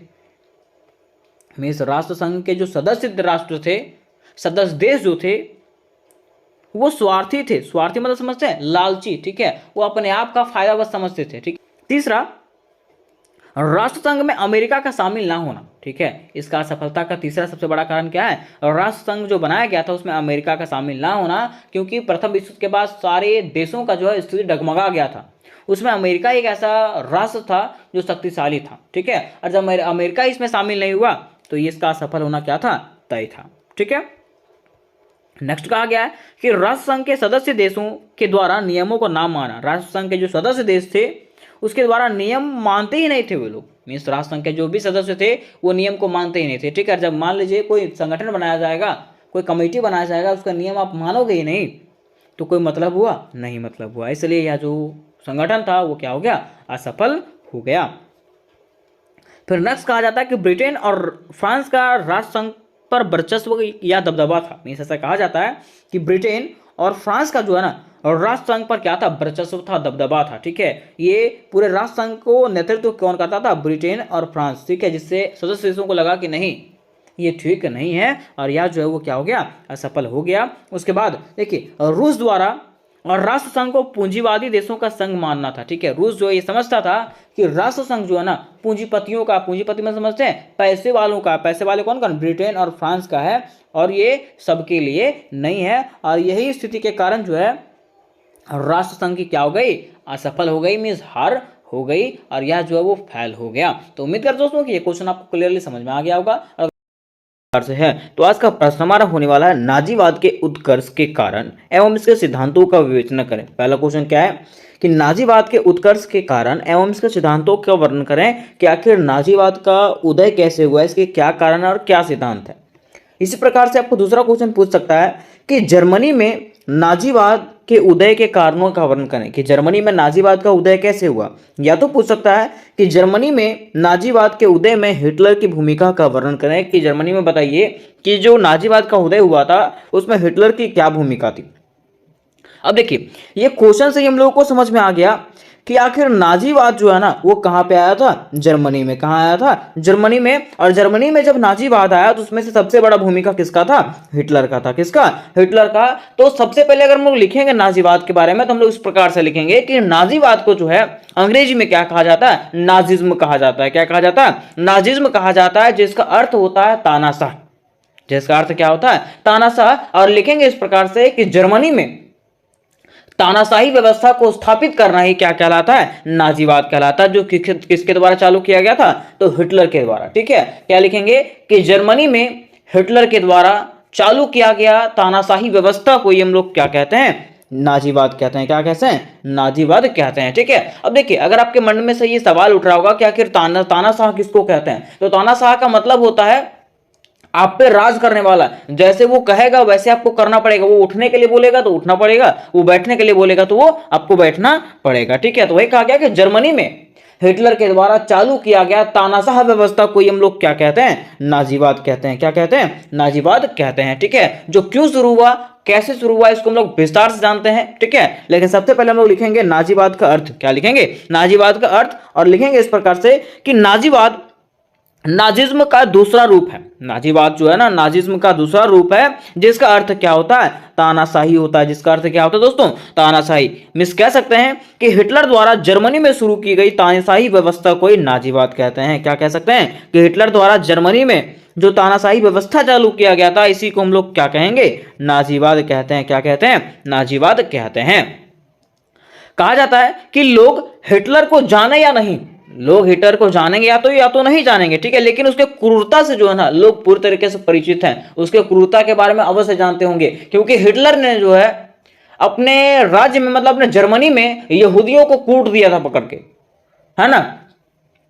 इसलिए कहा गया कि लोग हिटलर को जाने या ना जाने, लेकिन हिटलर के नीतियों को जो है ना, हिटलर के क्रूरता को अवश्य जानते होंगे, क्योंकि इसी के कारण क्या हुआ था? द्वितीय विश्व युद्ध हुआ था। किसके कारण? हिटलर के कारण ही द्वितीय विश्व युद्ध हुआ था। तो इस प्रकार से आपको भूमिका में लिख देना, या तो नाजीवाद के अर्थ में लिख देना है।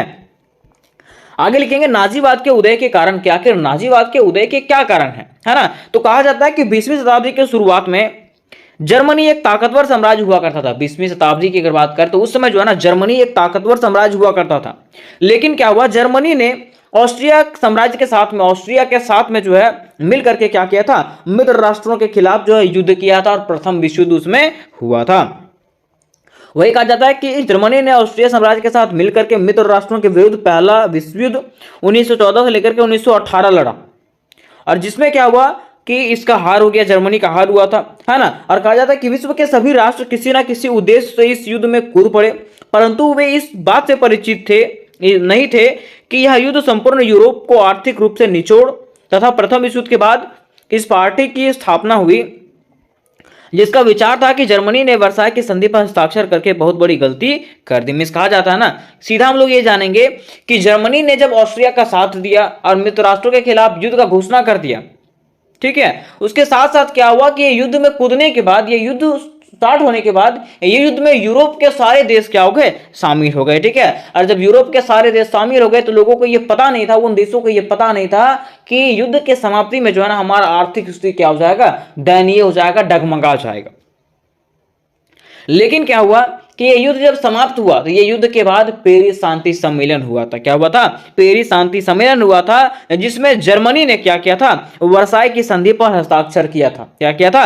जर्मनी ने वर्साय की संधि पर हस्ताक्षर किया था, और जर्मनी मानता है कि वर्साय की संधि पर हस्ताक्षर करके मैंने क्या किया? बहुत बड़ी गलती कर दिया, जिसका वर्णन निम्नलिखित रूपों में किया गया है। तो देखिए, पहला इसका जो उदय का कारण था वो है वर्साय की संधि। क्या है? वर्साय की संधि। कहा जाता है कि प्रथम विश्व युद्ध के बाद पेरिस शांति सम्मेलन के समय जर्मनी को जबरदस्ती वर्साय की संधि पर हस्ताक्षर करवाया गया।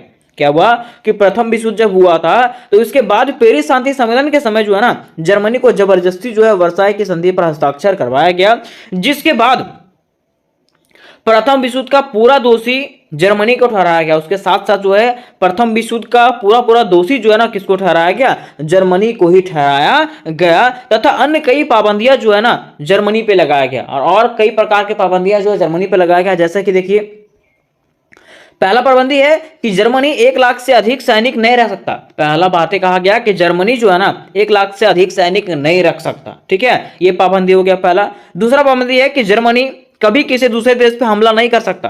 ये दूसरा पाबंदी लगाया था वर्साय की संधि के द्वारा कि जर्मनी जो है ना कभी भी किसी दूसरे देश पे हमला नहीं कर सकता है।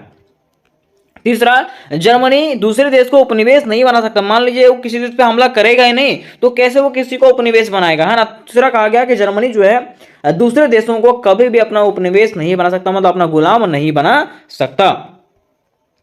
और चौथा कहा गया कि प्रथम विश्व युद्ध के सारे खर्चे का हर्जाना जो है ना उस पर थोप दिया गया। इस प्रथम विश्व युद्ध जो हुआ उसका पूरा पूरा दोषी जो है जर्मनी को ठहरा गया, और जितना भी खर्च हुआ था उस सारा का सारा खर्चा जो किस पे थोप दिया गया, जर्मनी पे थोप दिया गया। और जर्मनी पे जो पूरा खर्चा थोपा गया तो जर्मनी जो है ना टूट के बिखर गया। जर्मनी क्या हो गया, टूट के बिखर गया। जर्मनी का आर्थिक स्थिति पूरा क्या हो गया, चौपट हो गया, है ना। तो यहीं से क्या होता है, इसका शुरुआत होता है किसका, तो नाजीवाद का शुरुआत होता है हिटलर के द्वारा। ये द्वितीय विश्व युद्ध का क्या होता है, रास्ता तय होता है ना। फिर देखिए इसका दूसरा कारण है आर्थिक संकट। क्या है, आर्थिक संकट। कहा जाता है कि प्रथम विश्व युद्ध के दौरान हुई क्षति के पूर्ण जर्मनी पर 6 अरब 68 करोड़ पाउंड थोपी गई। ठीक है, प्रथम विश्व युद्ध के दौरान जो क्षति हुई थी उसके कारण जो है ना जर्मनी पर जो है ना 6 अरब 68 करोड़ पाउंड का कर्ज थोप दिया गया। ठीक है, जर्मनी के उद्योग व्यापार खदान की क्षति होने पर भी फ्रांस की सेनाओं ने इन पर कब्जा कर लिया। ठीक है, जर्मनी का उद्योग व्यापार और खदान का क्षति होने के बावजूद भी फ्रांस ने क्या किया, इस पर कब्जा कर लिया। ठीक है, उसे प्रतिवर्ष 20 करोड़ स्वर्ण मार्क देना था, और जर्मनी को जो है ना प्रतिवर्ष जो है 20 करोड़ स्वर्ण मार्क देना होता था। और सन 1922 तक उसने 266 करोड़ पाउंड जो है मित्र राष्ट्रों को दे दिया। इसके बाद जर्मनी की आर्थिक दशा जो है, मुद्रा प्रसार जो है मंदी एवं ऋणों के कारण बहुत गिर गई। जिसके बाद क्या हुआ कि जर्मनी की आर्थिक दशा जो है ना पैसा देने के कारण, ठीक है, क्या हो गया, पूरी तरीके से इसका अर्थव्यवस्था चौपट हो गया, किसका, जर्मनी का। जिसके बाद हिटलर सत्ता में आता है। जिसके बाद क्या होता है, हिटलर जो वो सत्ता में आता है और वहां के लोगों को अपने भाषण के जरिए मनमोह लेता है। और हिटलर क्या करता है, वहां के लोगों को जो है ना अपने भाषण के जरिए मनमोह लेता है और वर्साई की संधि को मानने से इनकार कर देता है। कौन, हिटलर कहता है कि हम वर्साई की संधि को मानेंगे नहीं। और यहीं से जो है फिर से द्वितीय विश्व युद्ध का जरिया शुरू होता है। ठीक है, फिर देखिए इसका तीसरा कारण है हिटलर के व्यक्तित्व का प्रभाव। क्या है, हिटलर के व्यक्तित्व का प्रभाव। कहा जाता है कि हिटलर एक शक्तिशाली व्यक्तित्व वाला व्यक्ति था। अगर हिटलर की बात करें तो हिटलर जो है ना इसका व्यक्तित्व कैसा था, बहुत ही शक्तिशाली था। उसके भाषण बहुत जोशीले होते थे। ठीक है, उसका भाषण जो है ना क्या होता था, बहुत जोशीला होता था, जिससे जनता उनके तरफ अग्रसर हुआ और उसके भाषण को सुन करके जो है ना जनता उसके तरफ बढ़ने लगी। कहा जाता है कि उनकी वाणी में जो है ना जादू सा होता था, उनके बातों में जो है ना जादू होता था जो जनता का मन मोह लेता था, जो क्या करता था, जनताओं का मन मोह लेता था। और लोग जो है ना दूर दूर से उसके भाषण को सुनने के लिए आते थे। किसके भाषण को, हिटलर के भाषण को सुनने के लिए दूर दूर से आते थे, जिसके कारण नाजीवाद और अधिक लोकप्रिय हो गया। इसके कारण क्या हो गया, नाजीवाद जो है ना और अधिक लोकप्रिय हो गया था तथा उसके सदस्यों की संख्या में भी लगातार बढ़ती गई। किसका सदस्य, तो नाजीवाद का सदस्य जो है ना वो और अधिक बढ़ते चला गया। ठीक है, फिर देखिए इसका चौथा कारण है हिटलर का उद्देश्य। क्या है, हिटलर का उद्देश्य क्या, आखिर हिटलर का उद्देश्य क्या था, नाजीवाद का उदय जब हुआ तो उसका उद्देश्य क्या था। तो कहा जाता है कि जर्मनी में नाजीवाद के उदय के लिए हिटलर के आकर्षक कार्यक्रम ने सबसे अधिक योगदान दिया था, क्योंकि हिटलर ने अपने कार्यक्रमों में वर्साई की संधि के प्रतिबंधों दूर करना, हिटलर कहा था, ठीक है, कि हम क्या करेंगे, वर्साई की संधि में जो बातें कही गई उसको हम लोग दूर करेंगे, जर्मनी के सभी राज्यों को मजबूती प्रदान करेंगे। ये किसने कहा था, हिटलर ने कहा था। फिर कहा गया कि प्रथम विश्व युद्ध के बाद जर्मनी के सभी अधिकारों व सम्मान को वहां के नागरिकों को वापस लाने का विश्वास दिलाया। मिस हिटलर ने क्या किया, हिटलर ने कहा कि प्रथम विश्व युद्ध के बाद जो जर्मनी के अधिकार थे, जो जर्मनी के अधिकार को छीन लिया गया, वो अधिकार को हम क्या करेंगे, फिर से दिलाएंगे। मीन्स फिर से वो अधिकार को हम लोग जर्मनी को दिलाएंगे। ये किसने कहा, हिटलर ने कहा। कहा जाता है कि हिटलर के इन्हीं प्रयासों ने जर्मनी के नागरिकों के हृदय में इस नई उम्मीद जागृत की कि नागरिकों ने हिटलर का समर्थन करते हुए उसको नाजीवाद के सभी कार्यक्रमों में उसका साथ दिया, और इस तरह जर्मनी में नाजीवाद का उदय हुआ। और इस प्रकार से हिटलर ने अपने भाषण के जरिए लोगों का मन मोह लिया और लोगों के मन में यह विश्वास दिलाया कि मैं क्या करूंगा, फिर से जर्मनी को वही राष्ट्र बनाऊंगा जो पहले था, और उतना ही शक्तिशाली बनाऊंगा जो पहले था। जर्मनी के जो अधिकारों को छीन लिया गया, वो अधिकारों को मैं फिर से क्या करूंगा, प्राप्त करवाऊंगा, जिससे लोगों को जो है ना हिटलर पे भरोसा हुआ और लोग जो है ज्यादा से ज्यादा संख्या में जुड़ करके क्या किए, उसके नाजीवाद पार्टी में जो है ना जुड़े। किसके, हिटलर के नाजीवादी पार्टी में जुड़े। ठीक है, अब देखिए लिखेंगे निष्कर्ष, क्या लिखेंगे निष्कर्ष, और निष्कर्ष में लिखेंगे इस प्रकार से कि अंततः वर्ष 1933 में हिटलर सत्ता में आए। 1933 में क्या हुआ, हिटलर जो है सत्ता में आया और जर्मनी में तानाशाही की व्यवस्था शुरू हुई। ठीक है, जर्मनी में क्या हुआ, तानाशाही की स्थापना हुई और तानाशाह बनने के बाद हिटलर ने आसपास के सभी राष्ट्रों को धमकाना शुरू कर दिया। और जैसे वहां पे तानाशाही व्यवस्था चालू हुई, ठीक है, नाजीवाद का शुरू हुआ, है ना, उसके बाद हिटलर ने क्या किया, अपने आसपास के राष्ट्रों को जो धमकाना शुरू कर दिया और उसने वर्साई की संधि को मानने से इनकार कर दिया कि हमको नहीं पता है कि वर्साई की संधि क्या है ना। और उसने क्या किया, आसपास के सभी राष्ट्रों को धमकाना शुरू कर दिया और अपनी नीति से वह छोटे छोटे देशों को जो है ना अपने अधीन बनाते रहा। कौन, जर्मनी जो है, हिटलर जो है अपने छोटे छोटे नीतियों से जो है ना अपने छोटे छोटे देश, अगल बगल के जो देश थे उसको अपना अधीन बना लिया, मींस गुलाम बना लिया। अब कहा जाता है कि हिटलर ने उन सभी कार्यों को करना आरंभ किया जो वर्साई की संधि के खिलाफ थे। ठीक है, हिटलर ने वे सारे कार्य करना शुरू कर दिया जो वर्साई की संधि के खिलाफ थे। उसने अपनी सेना को हमले के लिए तैयार किया। उसने जो है ना अपनी सेना को भी बढ़ाना शुरू कर दिया, क्योंकि कहा गया था 1 लाख से अधिक सेना रख सकता नहीं है, लेकिन ये मानने से इनकार कर दिया इसने, हिटलर ने, और अपनी सेना में बढ़ोतरी करते गया। उसके साथ साथ कहा जाता है कि चेकोस्लोवाकिया से शुरुआत करने के बाद पोलैंड, नॉर्वे, डेनमार्क और फ्रांस को जीत लिया। इसने क्या किया, अपने सेना को बढ़ाया, सेना को बढ़ा करके चेकोस्लोवाकिया से शुरुआत करने के बाद पोलैंड, नॉर्वे, डेनमार्क और फ्रांस को भी जो है ना जीत लिया। किसने, जर्मनी ने। और हिटलर ने लगभग सभी देशों को जीत ही लिया था, परंतु उसकी हार कब हो गई, तो उसकी हार तब हो गई जब उसने रूस पर हमला करने का निर्णय लिया। और जब रूस पर इसने हमला किया तो रूस ने जर्मनी को हरा दिया। और यहीं से जो है रूस से हारने के बाद हिटलर के तानाशाह और नाजीवाद का क्या हो गया था, पतन हो गया था। तो उम्मीद करते दोस्तों कि क्वेश्चन आपको समझ में आ गया होगा। और दोस्तों आज की वीडियो में हम लोग एक मोस्ट इंपॉर्टेंट क्वेश्चन को क्लियर करने वाले हैं जो वर्ल्ड हिस्ट्री से रिलेटेड होने वाला है। तो आज का प्रश्न क्या है, तो आज का प्रश्न हमारा होने वाला है द्वितीय विश्व युद्ध के कारणों एवं परिणामों का वर्णन करें। क्वेश्चन क्या दोस्तों, कि द्वितीय विश्व युद्ध के कारणों एवं परिणामों का वर्णन करें। ठीक है, ये जो क्वेश्चन है दोस्तों आपके एग्जामिनेशन के लिए मोस्ट इंपॉर्टेंट है और ये प्रत्येक एग्जामिनेशन के लिए VVI होने वाला है। तो मान लीजिए अगर आपको ये क्वेश्चन पूछता है कि द्वितीय विश्व युद्ध के कारणों और परिणामों का वर्णन करें, तो आज के वीडियो में आपको इस प्रकार से बताया जाएगा द्वितीय विश्व युद्ध के बारे में कि आप कभी भी इसके बारे में भूलोगे नहीं। ठीक है, तो देखिए अगर हम लोग बात करते हैं दोस्तों द्वितीय विश्व युद्ध का, किसका, द्वितीय विश्व युद्ध का, तो हम लोग कह सकते हैं कि प्रथम विश्व युद्ध के बाद, प्रथम विश्व युद्ध के 20 सालों के बाद द्वितीय विश्व युद्ध जो है वो शुरुआत हुआ था, है ना। और यह भी युद्ध इतना खतरनाक रहा कि पूरे दुनिया को यह झकझोर के रख दिया। कौन, द्वितीय विश्व युद्ध, क्योंकि द्वितीय विश्व युद्ध जो है ना वो 6 सालों तक लगातार चला था। कितने, 6 सालों तक चला था। तो आप सोच सकते हैं कि अगर कोई युद्ध 6 सालों तक चलता है तो कितना भयंकर होगा। एग्जाम्पल के तौर पर समझिएगा, मान लीजिए आपके घरों में लड़ाई हो रहा है, ठीक है, और लड़ाई हो रहा है और मान लीजिए वही लड़ाई अगर 6 सालों तक लगातार चलता रहे तो सोचिए कितना हानि होगा, कितना नुकसान होगा। एक दिन का लड़ाई तो हम लोग झेल नहीं पाते हैं, तो उतना दिन का लड़ाई कैसे झेला गया, कितना नुकसान हुआ होगा। तो आखिर वो जो युद्ध हुआ था उसका क्या कारण है और क्या परिणाम है, उसको आज की वीडियो में हम लोग क्लियर करेंगे। तो सबसे पहले हम लोग लिखेंगे दोस्तों भूमिका। क्या लिखेंगे, भूमिका। अब भूमिका में लिखेंगे इस प्रकार से कि द्वितीय विश्व युद्ध 1939 से लेकर के 1945 तक चलने वाला एक विश्वव्यापी और विनाशकारी युद्ध था।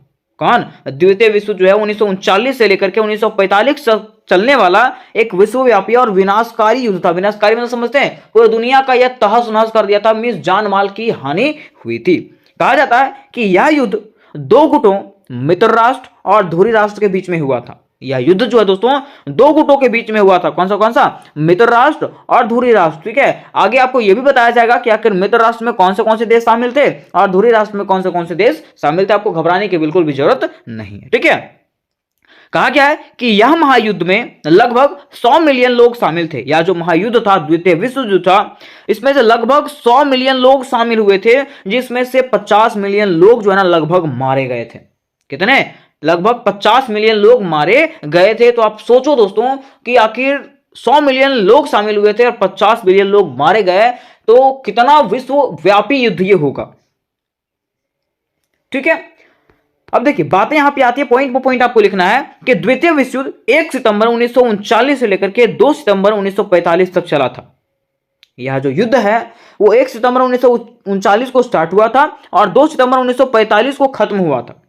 जो प्रथम विश्व युद्ध के बाद 20 सालों के बाद हुआ था, जो प्रथम विश्व युद्ध के 20 सालों के बाद हुआ था। कौन? द्वितीय विश्व युद्ध। कोई पूछेगा आपको कि द्वितीय विश्व युद्ध प्रथम विश्व युद्ध के कितने सालों के बाद हुआ था, तो 20 सालों के बाद। कितने? 20 सालों के बाद हुआ था। और पूछेगा कि द्वितीय विश्व युद्ध कब स्टार्ट हुआ था, तो 1 सितंबर 1939 को, और खत्म हुआ था 2 सितंबर 1945 को। मीन्स 6 सालों तक ये जो युद्ध है वो चलता रहा था।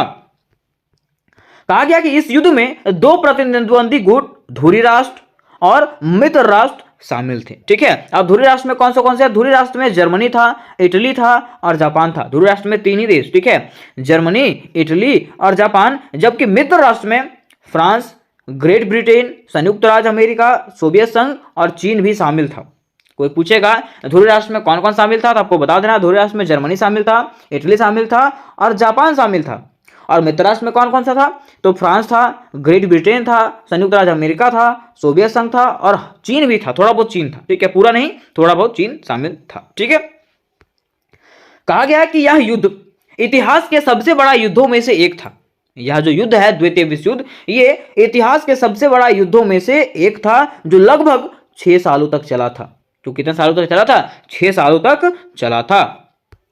इसमें लगभग 100 मिलियन लोग शामिल हुए थे और 50 मिलियन लोग मारे गए थे। इसमें मैंने आपको बताया था कि इसमें से लगभग 100 मिलियन लोग जो थे वो शामिल हुए थे, जिसमें से 50 मिलियन लोग मारे गए थे, जो दुनिया की आबादी का 3% थे। दुनिया की आबादी का 3% लोग मारे गए थे। किसमें? द्वितीय विश्व युद्ध में।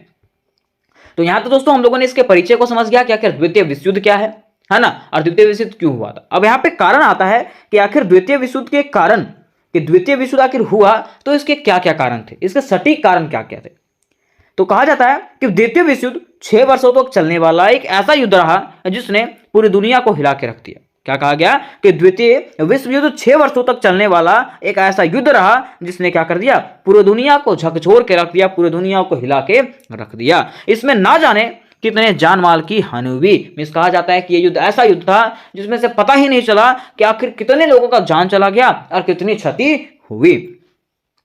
द्वितीय विश्व युद्ध के कई प्रमुख कारण थे। अगर हम द्वितीय विश्व युद्ध की बात करें, इसके कई प्रमुख कारण थे जिसका वर्णन निम्नलिखित रूपों में किया गया है। तो इसका पहला जो सबसे प्रमुख कारण है वो क्या है? वर्साई की संधि। क्या है? वर्साई की संधि। कहा जाता है कि द्वितीय विश्व युद्ध का सबसे प्रमुख कारणों में से एक वर्साई की संधि है। द्वितीय विश्व युद्ध का सबसे प्रमुख कारणों में से एक कारण जो कौन सा है? वर्साई की संधि है। क्योंकि कहा जाता है कि प्रथम विश्व युद्ध के बाद, कब? प्रथम विश्व युद्ध के बाद विजय राष्ट्रों ने, विजय राष्ट्र कौन थे? मित्र राष्ट्र। ठीक है, तो विजय मित्र राष्ट्रों ने क्या किया? जर्मनी के भविष्य का फैसला किया। ठीक है, जर्मनी कैसा रहेगा, जर्मनी के पास कितना सेना रहेगा, ठीक है, कितना हथियार रहेगा, उसका फैसला किसने किया? मित्र राष्ट्रों ने किया।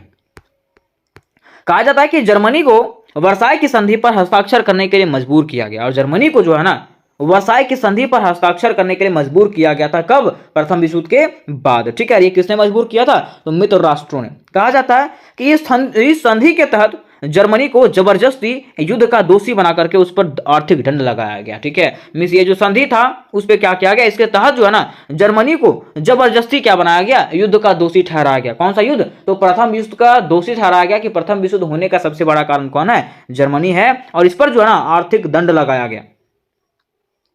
साथ ही साथ उसके प्रमुख खनिज और औपनिवेशिक क्षेत्रों को भी ले लिया गया। साथ ही साथ जर्मनी का जो प्रमुख क्षेत्र था, जो प्रमुख खनिज क्षेत्र था, उसको भी मित्र राष्ट्रों ने छीन लिया। और उसके औपनिवेशिक क्षेत्र जो है उसको भी किसने छीन लिया? तो मित्र राष्ट्रों ने छीन लिया। तथा उसे सीमित सेना रखने के लिए प्रतिबद्ध किया गया। अब उसको कहा गया, जर्मनी को कहा गया कि आप सीमित सेना रख सकते हैं, इससे ज्यादा अगर सेना रखोगे तो फिर से आप पे क्या किया जाएगा? कर थोपा जाएगा, फिर इस पे आपको आर्थिक दंड लगाया जाएगा। ये किसने कहा? तो मित्र राष्ट्रों ने कहा। आगे कहा गया है कि इस अपमानजनक संधि के कारण, और यही अपमानजनक संधि के कारण जर्मनी में अति राष्ट्रवाद की भावना जागृत हुई। जर्मनी के लोगों को लगने लगा कि हमारे साथ क्या हुआ है? गलत हुआ है ना। और यही गलत के बाद वे बदला लेने का मन बना लिए। कौन? जर्मनी। और यहीं से जो है द्वितीय विश्व युद्ध का शुरुआत होता है। ठीक है, अब देखिए इसका दूसरा कारण है राष्ट्र संघ की विफलता। क्या है? राष्ट्र संघ की विफलता। कहा जाता है कि द्वितीय विश्व युद्ध का दूसरा सबसे बड़ा कारण है राष्ट्र संघ की असफलता। विफलता मतलब क्या? असफल होना, असफल हो जाना, है ना। क्योंकि कहा जाता है कि राष्ट्रसंघ की स्थापना वर्ष 1919 में एक अंतरराष्ट्रीय संगठन के रूप में विश्व शांति को बनाए रखने के लिए किया गया था। क्योंकि राष्ट्रसंघ की जो स्थापना किया गया था 1919 में, ये क्यों किया गया था? ताकि विश्व को जो है ना ये शांति बना करके रखे, विश्व में शांति स्थापित करके रखे। लेकिन ये क्या रहा था? असफल रहा था। तो वही कहा गया कि यह संगठन विश्व के सभी देशों को अपना सदस्य बनाना चाहता था ताकि उनके बीच विवाद होने पर उसे बल के बजाय बातचीत द्वारा सुलझाया जा सके। मिस ये संगठन जो है विश्व के सभी देशों को अपना सदस्य बनाना चाहता था ताकि मान लीजिए अगर उनके बीच में कोई विवाद होता है, कोई बातें होता है, तो उसको बल के बजाय बातचीत करके क्या किया जाएगा? सुलझाया जाएगा। देखिए कहा गया कि यह जो है राष्ट्रसंघ के द्वारा अच्छा विचार था, लेकिन यह सफल नहीं हुआ क्योंकि सभी देश इसमें शामिल नहीं हो सके। और हुआ क्या कि इसके अलावा राष्ट्रसंघ के पास इटली के इथोपिया और जापान के मंचूरिया क्षेत्र पर आक्रमण जैसे सैन्य आक्रमणों को रोकने के लिए अपनी सेना नहीं थी। और हुआ क्या कि जब इटली ने इथियोपिया पर आक्रमण किया और जापान ने मंचूरिया पर आक्रमण कर दिया, तो इसको रोकने के लिए राष्ट्रसंघ के पास सैन्य शक्ति ही नहीं थी और अंततः यह संघ जो है वो क्या रहा? असफल हो गया। मीन्स ये संघ जो है कोई काम का नहीं रहा और फिर से युद्ध हो गया। अब देखिए इसका तीसरा सबसे बड़ा कारण है वो क्या है? 1929 की महामंदी। क्या है? 1929 की महामंदी। कहा गया है कि द्वितीय विश्व युद्ध का तीसरा सबसे बड़ा कारण 1929 की महामंदी है। क्या कहा गया? कि द्वितीय विश्व युद्ध का तीसरा सबसे बड़ा कारण 1929 की महामंदी है, क्योंकि कहा जाता है कि वर्ष 1930 के दशक की विश्वव्यापी आर्थिक मंदी ने यूरोप और एशिया में अलग अलग तरीके से अपना प्रभाव डाला। क्योंकि ऐसा कहा जाता है दोस्तों कि 1930 में और 1929 में जो विश्वव्यापी आर्थिक मंदी आया था उसने पूरे यूरोप और एशिया के नक्शे को चेंज कर दिया, है ना। कहा जाता है कि आर्थिक संकट के कारण कई समस्याएं उत्पन्न हो गई, जैसे कि बेरोजगारी बढ़ने लगी, भूख से मरने लगे, कुछ लोग बीमारियों से भी मरने लगे। ठीक है, तो ये सब जब कारण हुआ ना, तो वहां के लोग जो है वो क्या हो गए? बौखला गए, पागल हो गए। ठीक है, और उसके साथ साथ कहा गया कि एशिया का संसाधन संपन्न देश जापान, एशिया और प्रशांत क्षेत्रों पर अपना नियंत्रण स्थापित करने के लिए आक्रमण करने लगा। मींस एशिया का जो देश था, यूरोप का जो देश था, वो संसाधन संपन्न देशों पर, ठीक है, क्या करने लगे? आक्रमण करने लगे। ठीक है, अब देखिए बातें यहां पे आती है इसके चौथे कारण का। तो इसका चौथा कारण है साम्राज्यवाद की भावना का उदय। चौथा कारण क्या है? साम्राज्यवाद की भावना का उदय। लेकिन इसको बताने से पहले मैं आपको बता देना चाहता हूं कि अगर अभी आप बीबीएमक्यू सेमेस्टर 4 के लिए तैयारी कर रहे हो और मेजर 8 की तैयारी कर रहे हो, तो इसके पहले आपको मेजर 6, मेजर 7 कंप्लीट करवा दिया गया, जिसका लिंक आपको डिस्क्रिप्शन बॉक्स में मिल जाएगा। वहां से जाकर के आप लोग सारे क्वेश्चंस को क्लियर कर सकते हो और सारे वीवीआई क्वेश्चन बताए गए हैं और बड़े ही इजी शब्दों में करवाए गए हैं। और इसके साथ साथ एएसी पेपर और बीएससी पेपर, जितने भी पेपर हैं, सारे पेपर का तैयारी आपको इसी चैनल पे और इजी लैंग्वेज में करवाया जाएगा। ठीक है, तो चैनल के साथ अवश्य से अवश्य जुड़ करके रहे हैं। ठीक है, देखिए कहा गया कि साम्राज्यवाद की भावना का उदय। अब बातें यहां पे आती है कि साम्राज्यवाद का मतलब क्या होता है। तो साम्राज्यवाद का मतलब होता है कि अपने शक्ति का मतलब अपने साम्राज्य को शक्तिशाली करना, है ना। तो वही कहा गया कि द्वितीय विश्व युद्ध का एक प्रमुख कारण है साम्राज्यवाद की भावना को। ठीक है, क्योंकि प्रत्येक राष्ट्र जो है ना अपने साम्राज्य की शक्ति को बढ़ाना चाहता था, क्योंकि यहाँ पे जितने भी राष्ट्र थे वो चाहते थे कि हमारे साम्राज्य की शक्ति क्या हो जाए? बढ़ जाए, तथा अपने साम्राज्य का विस्तार करके धन में वृद्धि करना चाहते थे। कौन? प्रत्येक राष्ट्र। जिसके कारण सभी राष्ट्रों में जो है साम्राज्य की शक्ति को बढ़ाने के लिए हथियारों का होड़ और गुप्त संगठनों का निर्माण शुरू हो गया। जिसके कारण क्या हुआ? सभी राष्ट्रों में जो है अपने साम्राज्य की शक्ति को बढ़ाने के लिए हथियारों का होड़ चालू हो गया और गुप्त संगठन बनाने लगे लोग। ठीक है, हथियारों का जमावड़ा करना शुरू कर दिया, हथियारों का जमाव करना शुरू कर दिया, गुप्त संगठन बनाने चालू कर दिए। ठीक है, और यही जो है वो द्वितीय विश्व युद्ध का कारण बना। फिर देखिए इसका पांचवा सबसे बड़ा कारण है वो क्या है? हथियारों का होड़ और संगठनों का निर्माण। क्या है? हथियारों का होड़ और संगठनों का निर्माण। आपको मैंने बताया कि सारे देश जो है, सारे राष्ट्र चाह रहे थे कि हम अपने आप को क्या करें? मजबूत करें और क्या करें? संपन्न करें। इसके कारण वहां के देशों ने हथियारों का होड़ चालू कर दिया और संगठनों का निर्माण किया। मींस कहा गया है कि द्वितीय विश्व युद्ध का एक कारण हथियारबंदी की होड़ को भी माना जाता है। द्वितीय विश्व युद्ध का एक कारण हथियारबंदी की होड़ को भी माना जाता है, क्योंकि अपनी शक्तियों को बढ़ाने के लिए जर्मनी, इटली और जापान ने मिलकर के क्या किया? धुरी राष्ट्र का निर्माण किया, तथा फ्रांस, अमेरिका और सोवियत संघ ने मिलकर के मित्र राष्ट्र का निर्माण किया। यहाँ पे दो गुट बन गए, है ना। गुटबंदी के कारण प्रत्येक गुट एक दूसरे शक्तिशाली बनने के प्रयास में लग गए। और अब क्या हुआ? जब यहाँ पे गुट बन गया तो गुटबंदी के कारण जो है ना प्रत्येक गुट जो है, प्रत्येक ग्रुप जो है एक दूसरे से शक्तिशाली बनने के प्रयास में लग गया और अपने अपने देश का 70% जो आय है, इनकम जो है वो सैन्य क्षेत्रों में खर्च करने लगे। ठीक है, किसमें? सैन्य क्षेत्रों में खर्चा करने लगे। ठीक है, और यही कारण है कि द्वितीय विश्व युद्ध हुआ था। और यहाँ कहा, जब देखिए, जब 70% सैन्य क्षेत्रों में खर्चा करेंगे तो आखिर देश के लिए क्या करेंगे, है ना? देश के लिए तो कुछ बचेगा नहीं। तो यहाँ के लोग बौखला गए और बौखला करके जो है विद्रोह करना चालू कर दिए, और यही कारण है कि यहाँ पे द्वितीय विश्व युद्ध हुआ था। तो उम्मीद करो दोस्तों कि ये क्वेश्चन आपको क्लियरली समझ में आ गया होगा, और अगर ये क्वेश्चन आपको क्लियरली समझ में आया होगा, इजी शब्दों में समझ में आया होगा, तो वीडियो को लाइक करें, अपने दोस्तों के साथ शेयर करें, उसके साथ साथ चैनल को भी सब्सक्राइब अवश्य कर लें। तो मिलता है नेक्स्ट वीडियो में, तब तक के लिए जय हिंद, जय भारत।